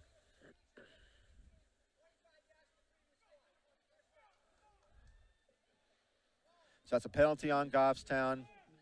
Ball went out of bounds. That's called a legal procedure. And That's 2 penalties to open up the half with. yeah. All right, let's play some defense. So Will Hindle, who played a pretty good first half, no He did. points, but very impressive job by the quarterback for Portsmouth. And it's going to be a Keeper. quarterback keeper. He looks to throw it. Oh, boy. And Cody in there. Look at Cody. Like, I don't know if we can get a zoom in on his arm. Number 2. Number 2. You probably can't, but he's got a cast type of thing going on. They broke his fingers, right? He had surgery on his fingers. It's like a big club. You see that? You know, whoever Yeah. wrapped him up in maroon bandage, Yeah. I mean, that's not only stylish, Yeah. it's also athletic. That's the same play, by the way, that they ran in the first play of the first half. Yep. And it was open again, but there was better pressure by Goffstown. Light rain here at Grizzly Field, and it's going to be a handoff off the middle, and he gets quickly corralled. And when you get Aaron into Duvall. yeah, somebody's hurt on the deck. Cody's coming up. When you get into that situation, the third guy in, strip the ball, right? That's what I was about to say a minute ago. You Go got for the ball in these slippery conditions. Third guy in, Yeah. his job is to slap. Yep. I agree. Even second guy in, for that matter. So this is a long 3rd and 8. And one of the areas of concern for me is that Goffstown just has not had good pass rushing abilities here. Here comes a blitz. Come on, Ryan Cody. He slips. That's open. Wide open. And that's a great throw. Why do we tackle at the shoulder pad level? I don't know, but Cody knew he missed the tackle. Well, he's playing with one hand. Yeah. But what a great play by Hindle. Again. Yeah. Again, he Great creates throw. opportunities with his legs, Yeah, right? right. So now the ball is on the 31-yard line of the Grizzlies, and now this becomes 4th down territory all the way in. And it's a handoff to 32, and he breaks free, and number 5, Seth Osborne on the tackle, along with 2, Cody. That handoff looked a little risky. It's going to be inside every time that you exchange that ball, it's going to be dicey. What's the quarterback's name for Oyster River? This is Portsmouth. Yeah, Oyster River. Or last week or this week? No. Here, Hindle. Yeah, he's number pretty 1. good, man. Yeah, he is. He's fun to watch. Well, he creates a lot, so in motion, number 5 is Hugh, and it's a fumble, and he goes down. So again, this is what plagued Goffstown, right? Leidick got back there to hold Leidick it down. and number 23, Barry. Yeah, Nick Barry. But this is the problem when you're playing in this rainy condition. It picked up a little bit too, Scott. The ball's slippery. Yeah, and it has picked up. Like if you look over your left shoulder, you can see it better. Yeah, right. And it was interesting because during halftime it was almost nothing. I know. And but it makes it hard to throw the ball. So 3rd and 16. That's why maybe you're conservative here. A pitch. There. Nice tackle. What a beautiful tackle by Duval. Aaron Duval, that was a textbook tackle. That was wonderful. Watch you this. See them on the replay. He kind of breaks down, too. Yeah, watch this. I got you. Textbook Boom. tackle. And he went, legs. That was awesome, Aaron Duval. Good for you, bud. See, now we only have 1 deep, right? So, and that's Bobby Schaefer for the touchdown. Can you explain why did we before we had 2? I don't know. Now are we going for a block? We're going for a block. We're going for a block. That's what we're doing. You think so? Yep. Going for a block. Why don't we go for? We're going for a block. Dang, he still got that off. Look at that. Wow. What a play by Portsmouth. You know what? Number 27, play of the game, Colby Hobbs, right? Well, so here's the thing. We had that kicker dead to rights. Watch the replay here. Yeah. But I think we pulled up because you don't want to hit him because then you get a 15-yard foul, right? Yeah, we didn't really have him because he had the wrong angle. Well, I think they were taking that angle on purpose, though, to not hit him. If you looked at it, they came from like this side, and he, they came this way, and he was here. So, great job by Portsmouth. This is a game of field position, and that punter just had the play of the day. Where's the ball? In like the 5, 6, 7 5-yard line for Goffstown. Duval with the handoff up the middle, in between tackles. He breaks free, and he slips. And he gets a first down, I think. Good run. Chains will move, but you can see how slippery this field is. This is not like the NFL where they have like 16 pairs of cleats. Yeah. These guys pretty much have, what, 1 or 2 pairs, right? Practice cleats and game cleats. And they probably don't bring both pairs to the game. Yeah. But what I'm trying to say is pro teams, they've got different. They can dry off at halftime. Yeah, and they also have different sizes. First down, big one. Again, in between tackles, and he gets. Oh, boy. That was a good play because. That was. He went for the ball, too. Yeah, number 1. That's Hindle. So Will Hindle went for the ball. He's everywhere. He's everywhere, right? He's offense, defense.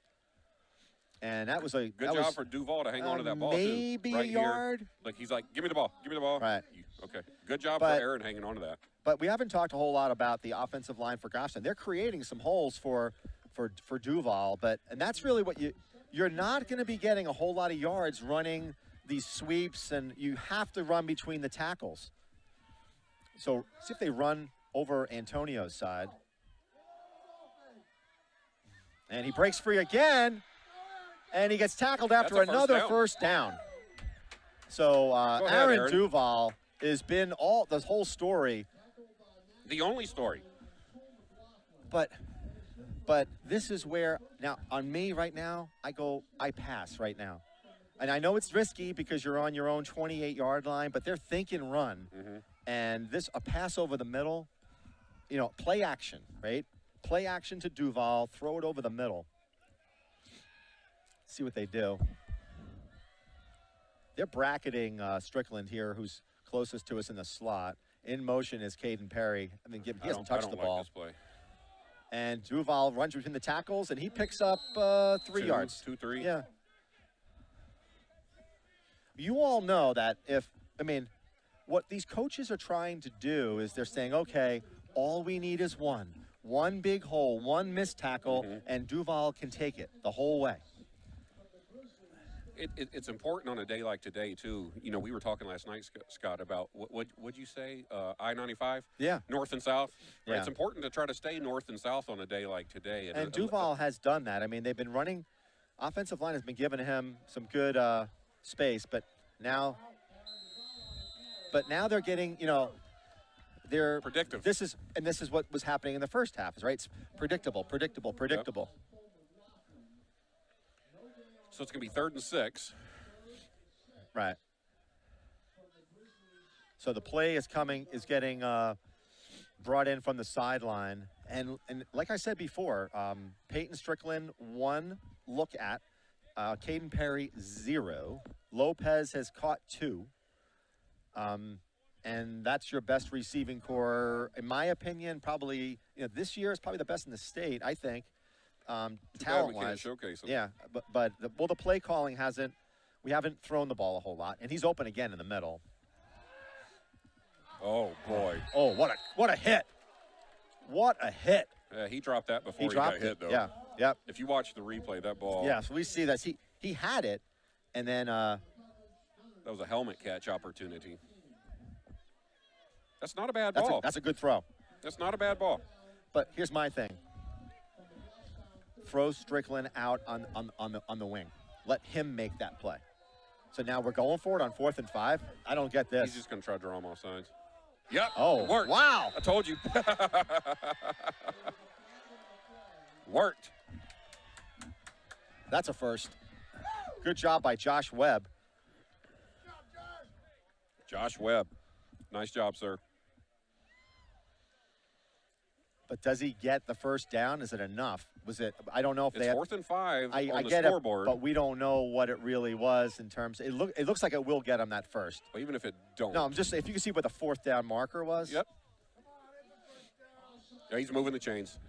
He's moving the chains. First down, Goffstown. Wow. Good play. You know, we never get a break. I'll be know. honest with you. I know. It's I mean, crazy. This whole year, we've been the ones who screw that up. Yeah. I mean, I hate to say it, but. So, miscue by the Portsmouth Clippers. That'll give Goffstown a first down. Like I said, you got to give some of these guys some touches. Short field sides. Strickland in the slot. Caden Perry closest to you. Jonah Lopez, top Single of your screen. coverage, too, on Jonah Yeah. Lopez. Handoff again. Boy, you know what? You got to stop doing that, man. I'm gonna start to lose it, man. It's like, come on. If you got to be able to throw a 5-yard pass over the middle, even in the rain. Even in the rain. And listen, 5 minutes to go here. And I'm not. Duval has played an unbelievable game so far. Yeah. I'm not, but you got too much talent here not to give it a shot. And I know that sometimes there's risks in the rewards, but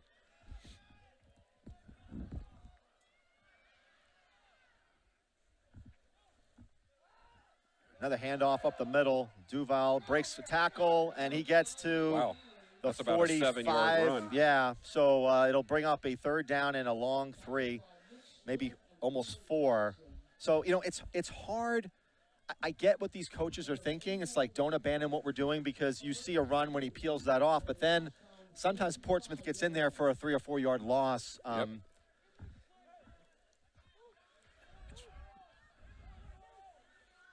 So this is another look. This again. Now they're intentionally putting 2 on Strickland to take away the inside. But look, they pull 17 off. See, that's exactly what you're talking about, Yeah. Scott. Yeah. That's what makes this frustrating to watch sometimes because you're not doing anything different. Yeah. It's not doing anything different. So now Goffstown will be punting. I don't get it. Well, I don't get it. Yes, it's raining. Yeah. My goodness. Yeah. But it's not. It's not like you're trying to throw a complicated pass, right? Let's see if Baghetti can get another good punt off. Yeah. Well, look how close the two guys are. You know what I'm saying? That's almost way too Angle close. it over here It's to like, our side of the field. Yeah. That's a tough kick. Let's see if it takes a bounce for Goffstown, and it does a little bit. Not bad. It's not bad. So they'll take over on the 33, 34-yard line. Portsmouth will. And, man, this is just – it's too conservative, Joe. Thank you. That's a very good way to say that. It's too conservative, man. That's a good way to say that. Man. I mean, you know, you're playing – this it's is almost for the like – season, man. No, I'm saying, like, don't play to lose, you know, to not lose it. Play to win the game. And if that means you get a pick, you get a pick. I mean, I don't know. And more importantly, like I said, like if the only time Caden Perry touches this ball is on a jet sweep, then we haven't called good play. I don't get it. Quarterback keeper. That's that same play again. That's all you need. That's all you need, right? So Baghetti got to make that tackle. Baghetti just showed why he's a first-year football player because he keeps going for the tackle. You'll see this. He went for a jersey grab. He goes for the stomach. Watch this, or the high chest, right? He got to go low. Yep. Go for your thighs. Go for your calves. Go. That's where you got to go. You don't go for the jersey grab. First down and 10 at the 45-yard line. Hindle, he's going to keep it himself. And Cody, he picks up 5. But Perry ended up on top of him. But Cody, see how he broke that up? Cody pushed his guy into the backfield. And Hindle still picks up 4 yards. On the replay there, Cody, look, he just but still almost got there. So what Cody is able to do is he's able to disrupt the blocking, you know. And the thing that Cody's been doing is he's taken angles, really much better angles. He's playing hard today. Handoff up the middle, nothing. Okay. Nothing. There we go. Sebs Leidick. Antonio Leidick. Leidick. Well, need another one of those. What I'm saying is, like if you look at Cody, he's taken like directional angles, not just going up. Yep. And the team, unfortunately, when they played poorly, all they're doing is they're just doing north, south. Well, that again, you said it earlier. That's why we've missed Ryan Cody. Yeah. I think Winnicott would have been different if we'd had Ryan in the game. All right, another key play for both teams. And look, he looks offsides. His helmet is like. Oh, boy. Oh, boy. That's overthrown. All right. Begidi, good coverage. That was good coverage Begidi on had Begidi great there. coverage. Yeah. Begidi took his head around. Yep. And I tell you, it's so hard to believe that he's never played football. I mean, good throw by, great throw, too. I mean. I got a good shot of Rob Schaefer's hat in that play. Really? Yeah. Rob Schaefer's hat looked good on that one? Yep. Touchdown, Bobby Schaefer. Don't be scared of the ball here. I want to see Bobby Schaefer go 5 yards more. Don't be scared of the ball. 5 yards more, baby, because he's not kicking it that deep. I don't know. He had a good punt last time. He is not kicking it that deep. He'll kick it to the 20-yard line. Well, you want to keep it in front of you. Yeah! Block punt! Peyton Strickland on the block! Yeah! Wow! Yeah! You could hear that from here. Wow! Let's see that. So Peyton Strickland on that block. Let's watch the replay. That's what he almost did that last time. Boom! Bam!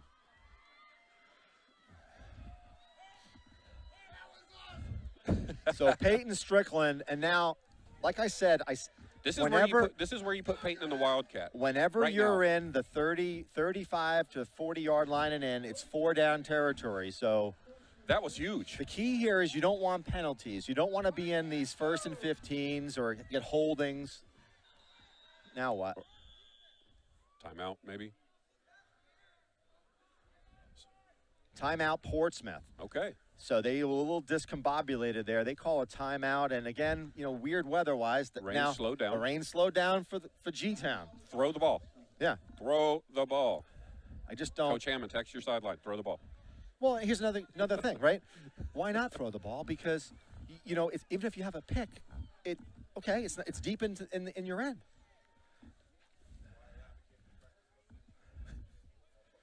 See, I think that, a play action here will work because they're so intense. They see Duval keep on getting the ball. But you got to get the ball to I don't Perry. like the jet sweeps on a day like today. No, I don't. No, I don't. Because you're forcing your player to make that cut. I understand, but I also think that throw the ball. Any one of our receivers on a 5-yard, in pattern is going to be able to take it, So the rain is slowed down a little bit. It's actually stopped, it looks like. Yeah. It has. And Webb is in the pistol with Duval behind him. Jonah Lopez, single coverage to the close side of the field here. So you got to see another low snap. Duval is able to break free, but only picks up about, I shouldn't say only. He picks up 7 yards. But your point about Jonah in single coverage, you got to see that and give him an opportunity also, right? Single coverage. Everybody else is on the other side of the field guarding Strickland and Perry. In high school football, they don't call audibles. If they do, it's like the coaches go nuts. Well, the quarterback shouldn't see that. The coaches should see that. Yeah. So now we got a little different alignment here. So Strickland is in the slot again. But see, they're bracketing Strickland. So the safety comes up. That just means somebody has the opportunity to be open. Yeah. It might not be him.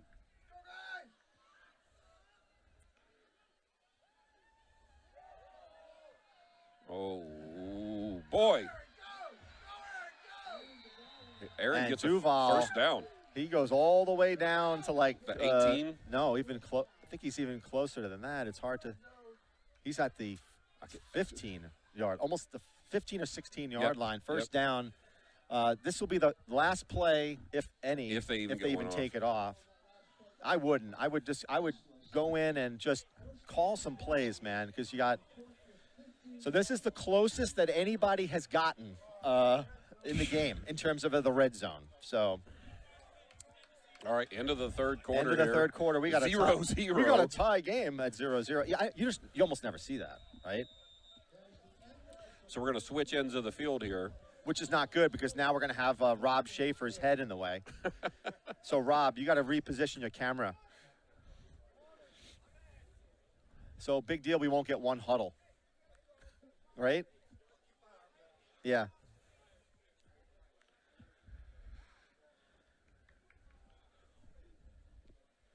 All right, so looks promising.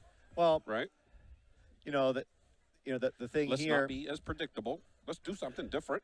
And then the other thing that you have to be aware of is now you have a very short, it's a short field, which also sometimes helps the defense because they can put more like closer to the box, so it almost helps you if you're looking to defend against the run. But this is also, I'm just going to say it. This is like Will Sasso territory, right? Where it seems like, I'm just saying, this is where a lot of times everybody else, and he's like the decoy receiver. We don't jinx that. We got to pick that last week. Was it last week? We got intercepted in the end zone. So we got to make sure that Rob's not in this camera shot. Here we go. 15-yard line, folks. So start of the fourth quarter. Hold your hands up. Hold number 4 up. Webb in the pistol. Hand off to Duvall. Duvall might get 2 or 3 on that. Maybe. Right. Oh, Duvall's going to be tired today, man. He is. Oh, man, he only got like 1 on that. Yeah, it's again, it's just, I just get so concerned about the predictability. This is where you would, my opinion, this is where you would want Peyton Strickland in the Wildcat. Well, he can just go a slant right here. There's nobody's going to cover him. I don't think one. See if one even gets over. Hand off to Duvall. Wow. Wow. Where did he go? Wow. What did he do? He went the wrong way. He went the wrong way. He had to cut in. Perry let his blocker get off of him. Let's go see the replay. What? I mean, it was a great open play. over there. Oh, my gosh. Perry's trying, but the guy does it. Number 17 there does a good job. Yeah. 27 does a good job of getting off of Perry. So it's going to be like 3rd and 5 now. He shouldn't have tried to take that all the way to the outside. Yeah. That's easy to say from up here. And it's too hard, right? Because the ground's too slippery. Nope. He's close. He's close enough. He's close. What do you do to here, Scott? You go.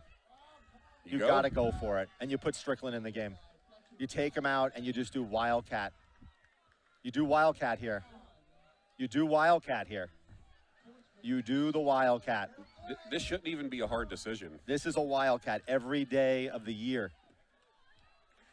Aiden says kick it. You're gonna be calling a timeout is what you're going to be doing. A referee, the back judge has not put his hand up yet. Oh, he's in! Aaron Duvall with the touchdown! Aaron Duvall with the touchdown! No flags on the field. Aaron Duvall with a touchdown up the middle, unscathed. Up the middle, unscathed. And I tell you, if a young man ever deserves a touchdown, Aaron Duvall deserved that touchdown because he earned it. I don't know how many yards he's run today because we don't keep the stats, but let's watch this blocking, though. Look, 56, Neo clears out. Leidick, everybody. Toby Halpern, they were all in on that. So this is a very, very important extra point here. The Grim Reaper for the extra point. Watch the snap. Okay. Blocked. Dead ball. See? Yep. This is the thing you worry about. Yeah, but I mean, what do you do there? Yeah. I mean, do you go for 2? Do you kick it? Yeah. But it was a low snap. Again. Yeah. And then they just got great pressure off the edge. They did. So. Okay. So we got under 10 minutes to go in the game.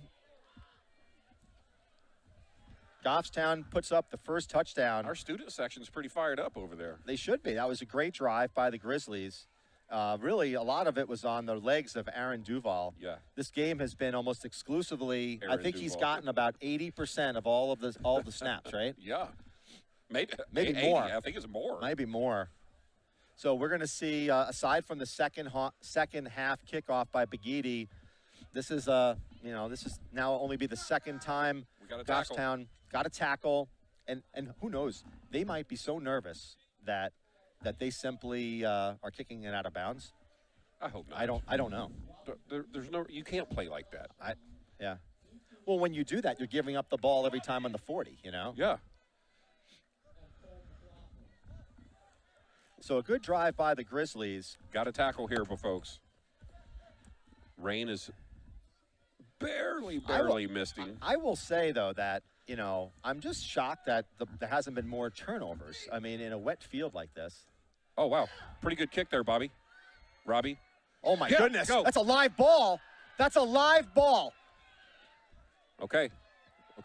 Caden Perry. Got to make a tackle. Caden Perry. Get the ball, Caden Perry. He tried. There you go. 5-yard line. He tried. Yeah. Caden Perry tried to get the strip.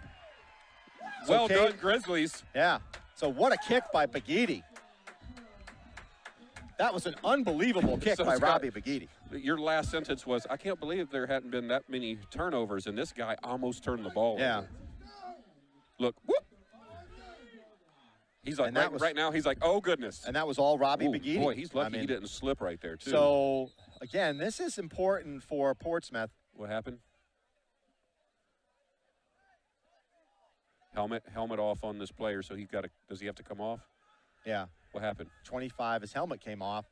So if his helmet's, I don't know what happened. That was number 25 for Portsmouth is Cole McLaughlin. Yep. And he has to come out. Number 17 coming back in his place. He doesn't look happy. He doesn't look happy. He's mad, actually. He's like, get away from me. So. I wonder if he took his helmet off. And the Portsmouth coach is really. He's fired up. He is. I have to say, I don't often get a chance to talk to the head coach a lot, right? Because they're very preoccupied. But Brian. He spent some time with you, didn't he? He did, and he was such a nice man. Really nice guy. Although that wasn't him. That was somebody. That's another coach, because Pofford is 5-yard line. Come on, defense. We need some defense. Right. Well, their quarterback makes plays, there man. is, and you got to watch out. You know, like I said, one cornerback slips and falls, you're in trouble. There Quarterback keeps it. Ryan Cody. And he barely gets back to the original line of scrimmage. So Ryan Cody was in there. Bobby Schaefer was in there, which initially slowed down the runner. And then Leidick comes in and finishes him off. Yeah. So, again, folks, those of you at home, this is a winner goes to the playoffs. Loser goes to the golf course, I guess, although I guess you can't golf in November, but you're done. Man, Ryan Cody's done a fantastic job for us He today. has been a game changer. Yes, sir. Hinton gets the play call in, and he's going to keep it himself. Yep. And he gets gobbled up. Oh, boy. Was that Antonio again? That's a loss. Was that Antonio? Yeah, he's down to the 4-yard line. Antonio Capos. There you go, sir. Yeah. Keep on calling Cody's name. And man, I tell you.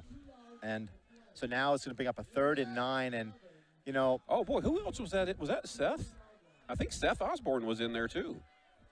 Well, Seth has carried the defense for the last, whole year. You know, his cousin's watching in South Korea right now, so he's saying, showing off. It's like Cody's having a great game, but Seth Osborne has kept the Grizzlies the whole season. And players in motion is going to pass. Too much time. Way over the middle. He slips. Yeah, baby. Incomplete. Look at Antonio was in there forcing the play. Look at Antonio waving his hands like, no, sir. Yeah. Not in my house. So they're going to have to punt, and they're going to have to punt from the back of the end zone. So I do the same thing here. One dude back, go for it. And you go for it again. Go for it. Yes, sir. Hey, the punter has to be careful not to step out of the back of the end zone, too. And we keep on talking about bad snaps. Portsmouth center hasn't been much better. All right, Portsmouth trying to get a guy off the field here. Yeah.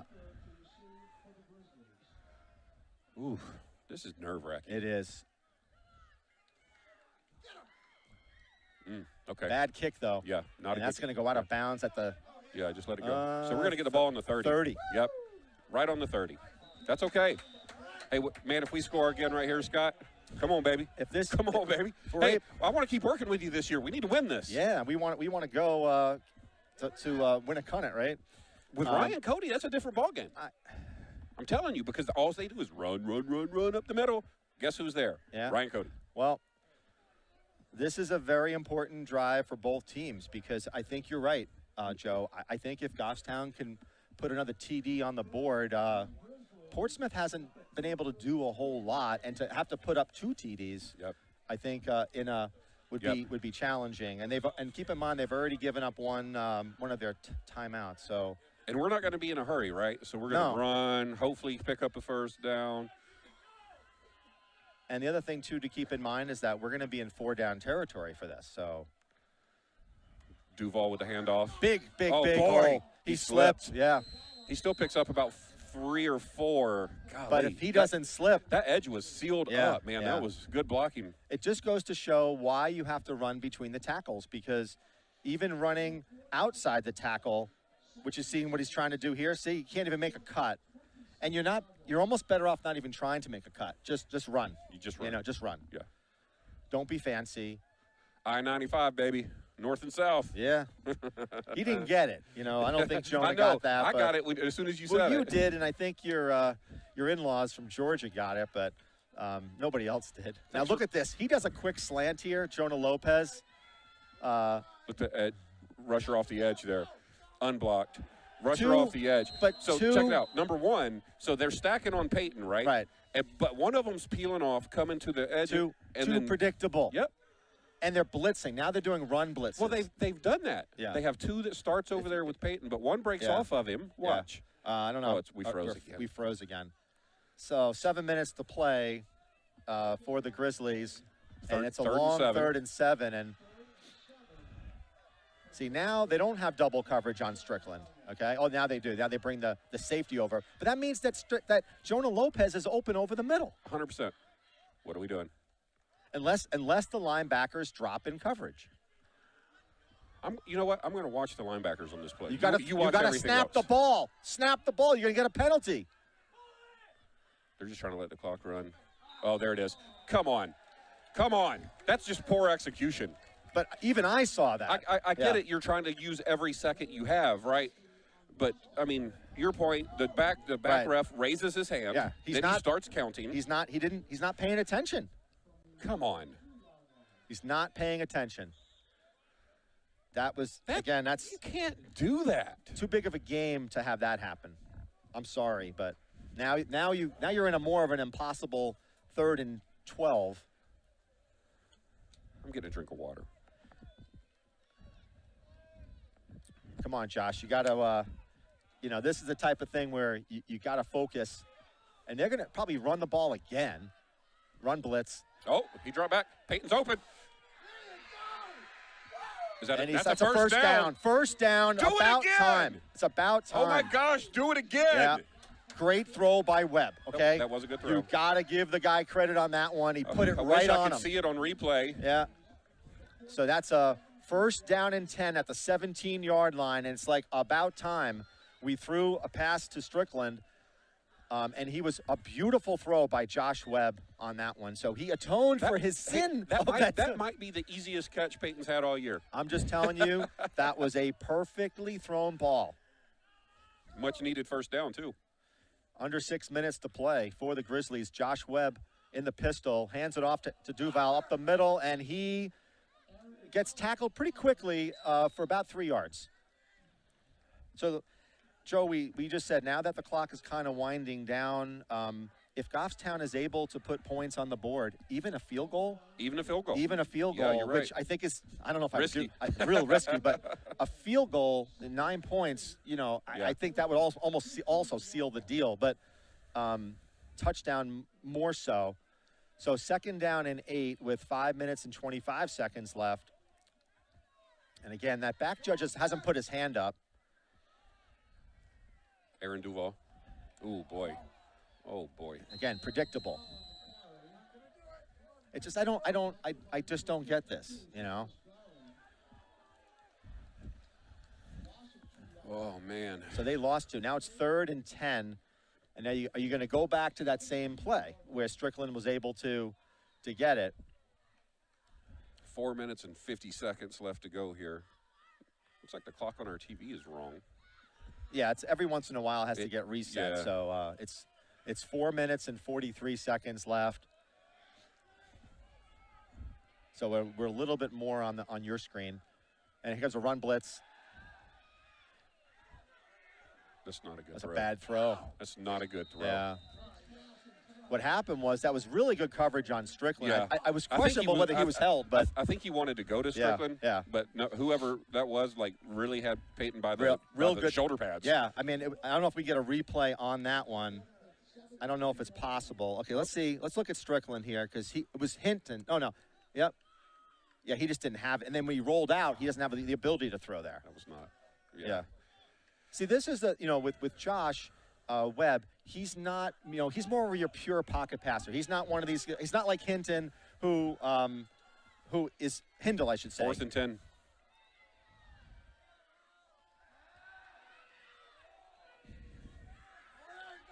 Good tackle. Oh.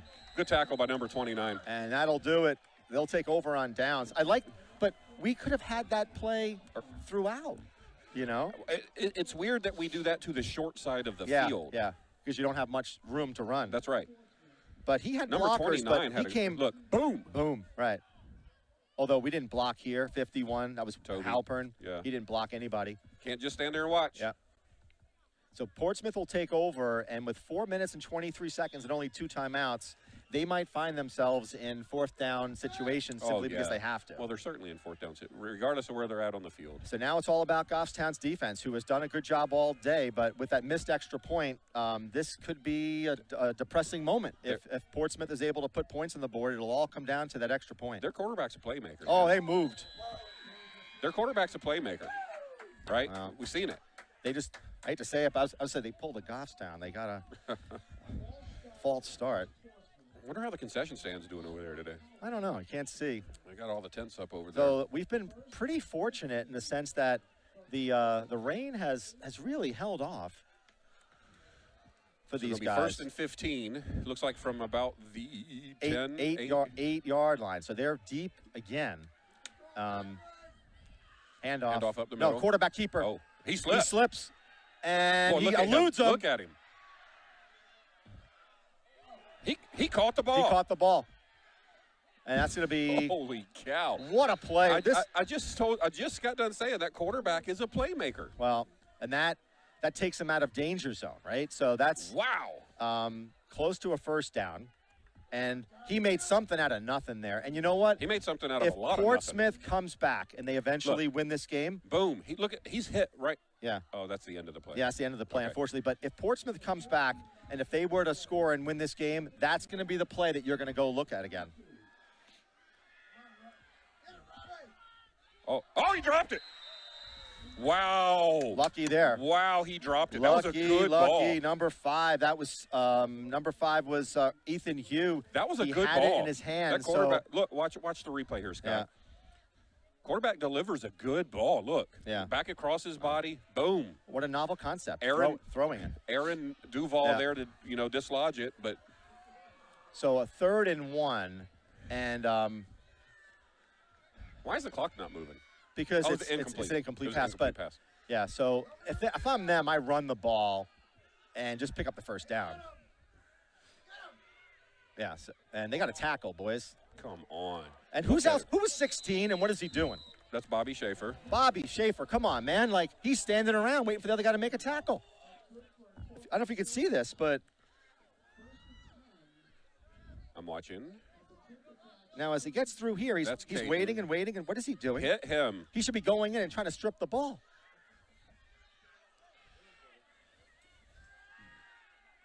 Don't let him have that. Good catch. Yeah. That's Will. Oh, my God. Wow. No way. This kid just drops his crutches. He's faking an injury. He's out here hopping around. There's no way. That was a good catch. Okay, he might actually be injured. That was a good catch. We were like right here. All right. Well, we got the replay. Let's see what.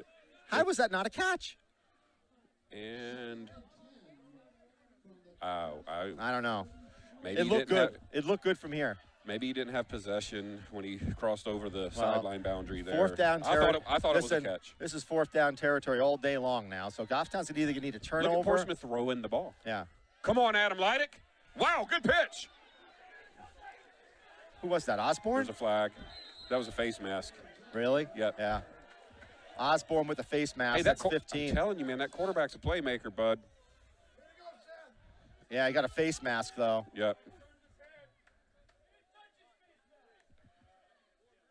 Personal foul, face mask. That's going to be that's a big penalty. So let's see. We got to see an instant replay on this one to see what happened on the face mask. Let's see if we can even see it. Look at Adam right there. Nice pitch. That was a well-designed play.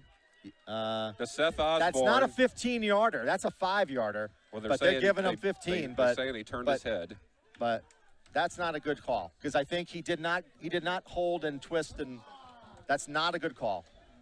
So now we have him right here in front of us. 3 minutes and 5 seconds left to go in the game. Quarterback's a playmaker. He drops it. He picks it up. But see, no one gets to him, right? And that's There's a hold. a flag. That's a hold anyway. That's coming back, so don't even worry about it. How does he get that open, though? He's coming back. Well, I know, He's coming back. But how does he get that open? So that'll be a first down and looks probably close to hold on the offense. But look where the hold is. It's 10 yards from where the flag is. So it's typically because the hold was there from the spot of the foul. So so that'll be like a 1st and 25 or 24. Hold. 10 from. He said 10 from the spot. What's that mean? 10 from the spot. 10 from the spot. You folks talk weird up here, man. So, you know Y'all what? need to slow it down a little. If I've ever seen, I tell you, all Goffstown has to do is look in the mirror with Portsmouth, and they are like identical twins. They bury themselves on penalties. Who's uncovered? That slot receiver. Okay. Well, Aaron's somebody coming is over. getting burned. Not sure who, but see, no rush really. 27's open. Oh my gosh. Man, that is just you Why just can we you just not gave tackle? up. You just gave up 15 yards right there. Who missed that? Robbie? Yeah, Robbie missed it.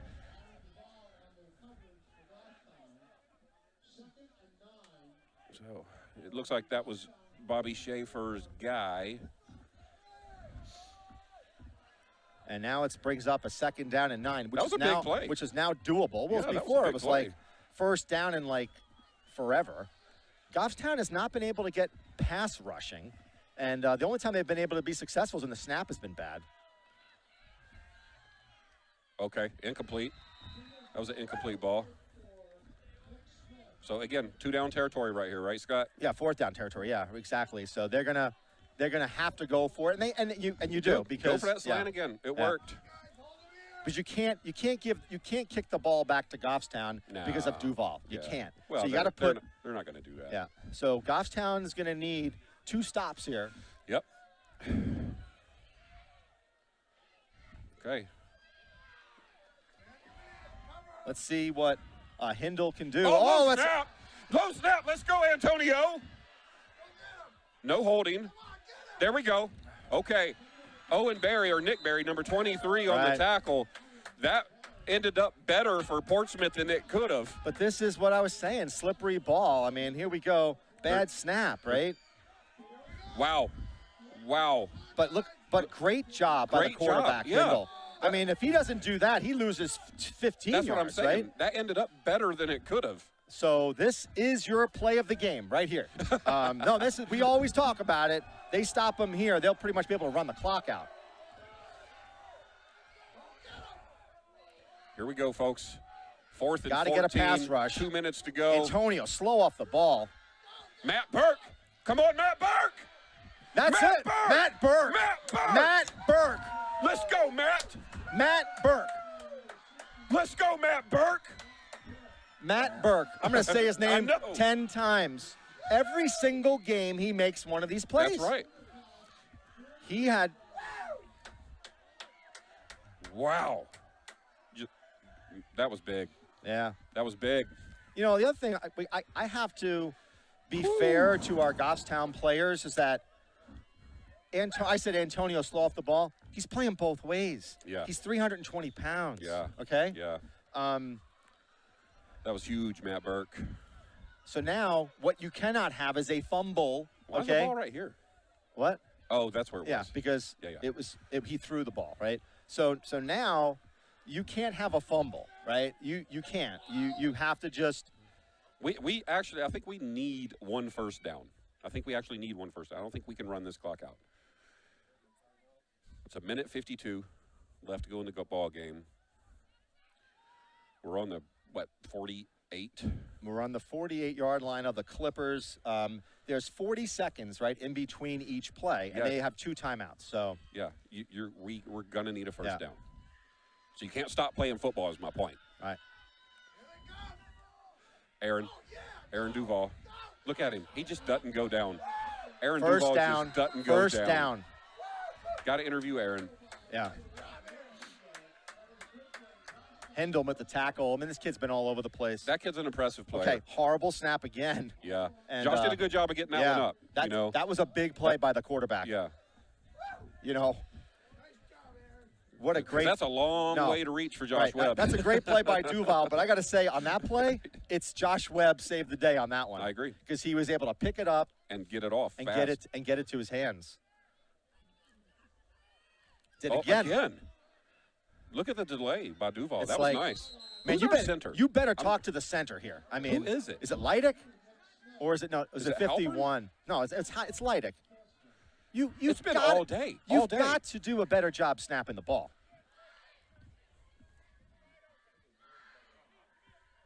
What are we doing? But I also hate to say it, but you know, they're so used to shotgun or pistol formation. Now sometimes it's under center and take a knee. Somebody called a timeout. I guess Portsmouth called a timeout. Called a timeout. See our student section over there.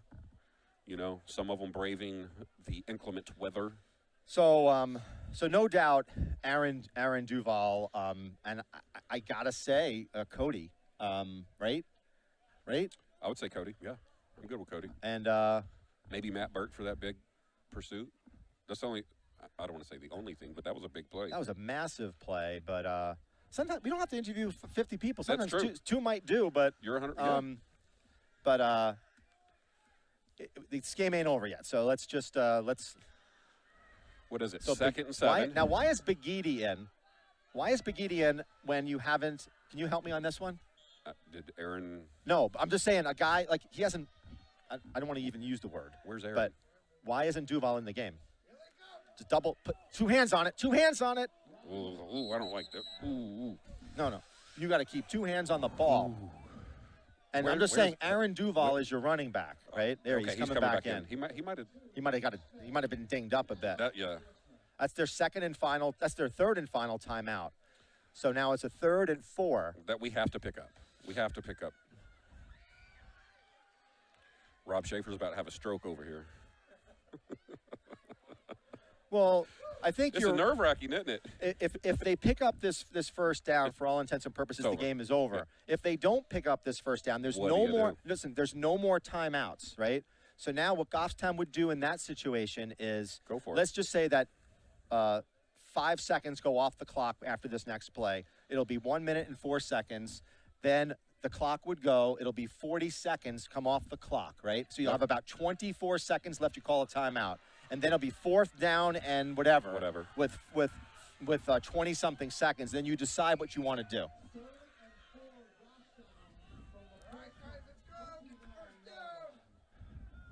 So this is the second or third. This is the play of the game. This is the play of the game.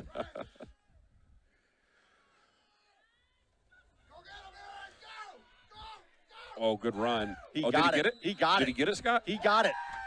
I think he got it. Boy.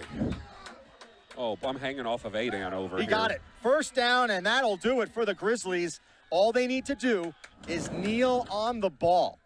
That's all they need to do, and they're going to win this game. Oh, boy. I don't know if you can hear my collective sigh. Oh, my goodness. What a game.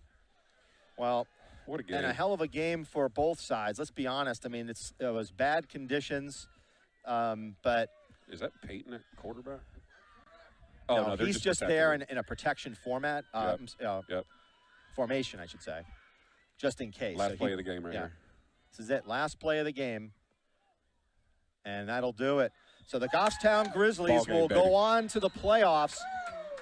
eking. I used the word eking out a win, 6-0. What happened? Did they have another timeout? No. Illegal Hey, procedure. what a great way to end the game, Goffstown. Illegal procedure. They only had 6 on the line in that protect format. So before you shake all those hands, you got one more snap. And Duval is there just in case. And that'll do it.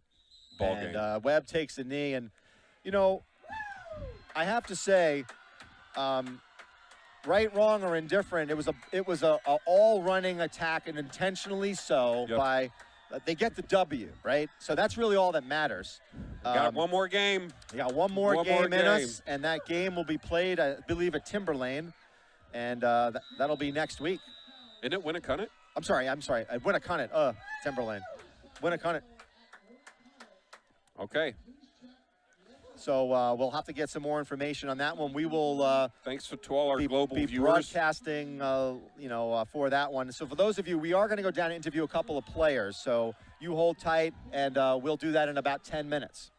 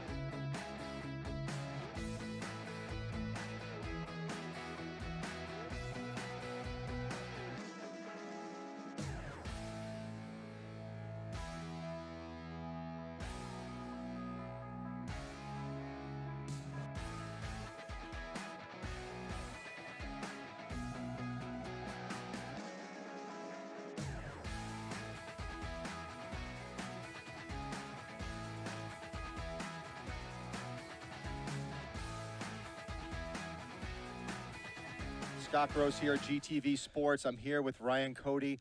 Ryan, throughout this game, Joe and I were saying that you were a difference maker. I mean, this team really missed you.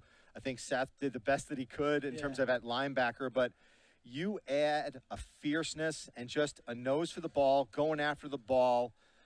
Talk to me about this game and what type of win was this for the team? It was huge. It was really big. The team, words can't even describe it. It's huge. It's huge for us. We've wanted to come to the playoffs ever since we lost last year, and to go back and just finish the job. The level, the problem with your team throughout the season has been intensity. And you've played some games where you've been flat, and some of those games you weren't in them. Yeah. But this game, it seemed like the team came prepared. The team was, just had more energy than I thought in the last few weeks. Talk to me about that a little. Is that talked about in practice at all? I mean, yeah. Every week we show up with an intensity, and it's been a while. Ever since when we lost to Winnicott, we knew we got to come back. We got to hit them harder, especially in front of our crowd on senior day. It's huge to come back. You were extremely disruptive, I felt, in terms of, that's the word I would use, disruptive, because you seem to take different angles on whether it be a rushing play or even on a pass play, which seemed to throw them off guard where they couldn't execute their blocks. What was your strategy? You just seemed to dominate in terms of being disruptive. I just went out there and played every play like it was my last. I haven't been out here for a while, and it just put a lot on my shoulders, and I just wanted to go out there and basically just hit someone. All right, this is also senior day. Can't do things sometimes without your family. Anything you want to say to your dad and your mom? Dad, I know you couldn't have been here, but this game was for you, and I really appreciate everything you do for me. And Mom and Devin, just thanks for everything you guys do. And all right, great game, and good luck next week. Thank you. All right, and we're going to bring in, man, the guy, I don't know if he's able to even be able to walk. I don't think so. All right, so he's getting his headset on. Aaron, come on, step back a little bit here. Aaron Duval. Aaron, we were joking around that we thought that you had 80% of the touches today, and maybe even more. I think you did. We don't keep stats up here. Do you have any clue how many rushing yards you had? No. I think a lot, but I know it's at least 100. I'm just wondering if it's 200. I mean, I sure hope so. I don't know, but you were extremely difficult to take down. Did you know that the game plan was for you to get the ball that often? Yeah, because it was raining, so I knew we were going to keep it on the ground, and it was safer to keep it on the ground. So I prepared myself for this week because I knew it was going to come to me a lot, and I had to work hard. So it was senior breakfast, right? Yeah. What'd you eat? I had 3 pancakes, some pan fries, a few pieces of bacon, and 2 cups of chocolate milk. Okay, so here's the deal. Next week, right?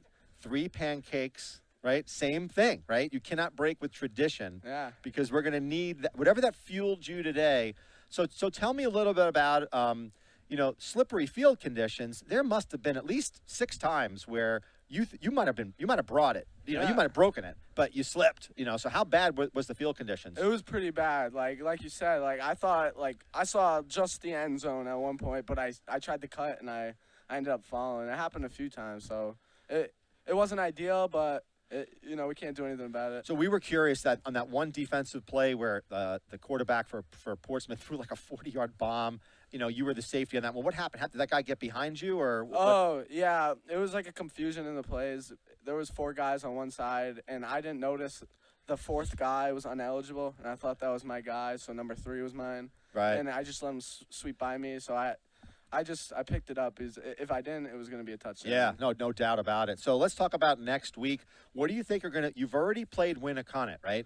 What do you think the keys are going to be for you guys to actually win against Winnicott? What do you think you need to do? Oh, we need to stop the run game, definitely, because they have a good offense, I'm not going to lie. And yeah. If we stop the run game, I think we have a really good chance of beating them. And penalties, those bring us down. And if we have a clean game, I think it should be 50-50, All right. I think I think you're spot on. Next year you can kind of do this because you seem to get it. So yes. What? Yeah, I think you want to say to your mom and dad and all your family. I appreciate you guys a lot. Everything you guys do for me. I worked hard for all of you guys today, and I appreciate all of you guys coming out to see me. And I just love you guys, and I hope you guys are watching this. All right, listen, you're a class act, my friend, and I want to wish you the best of luck next Thank week. you, All I right, I look appreciate forward it. to seeing you. All right. And we're good.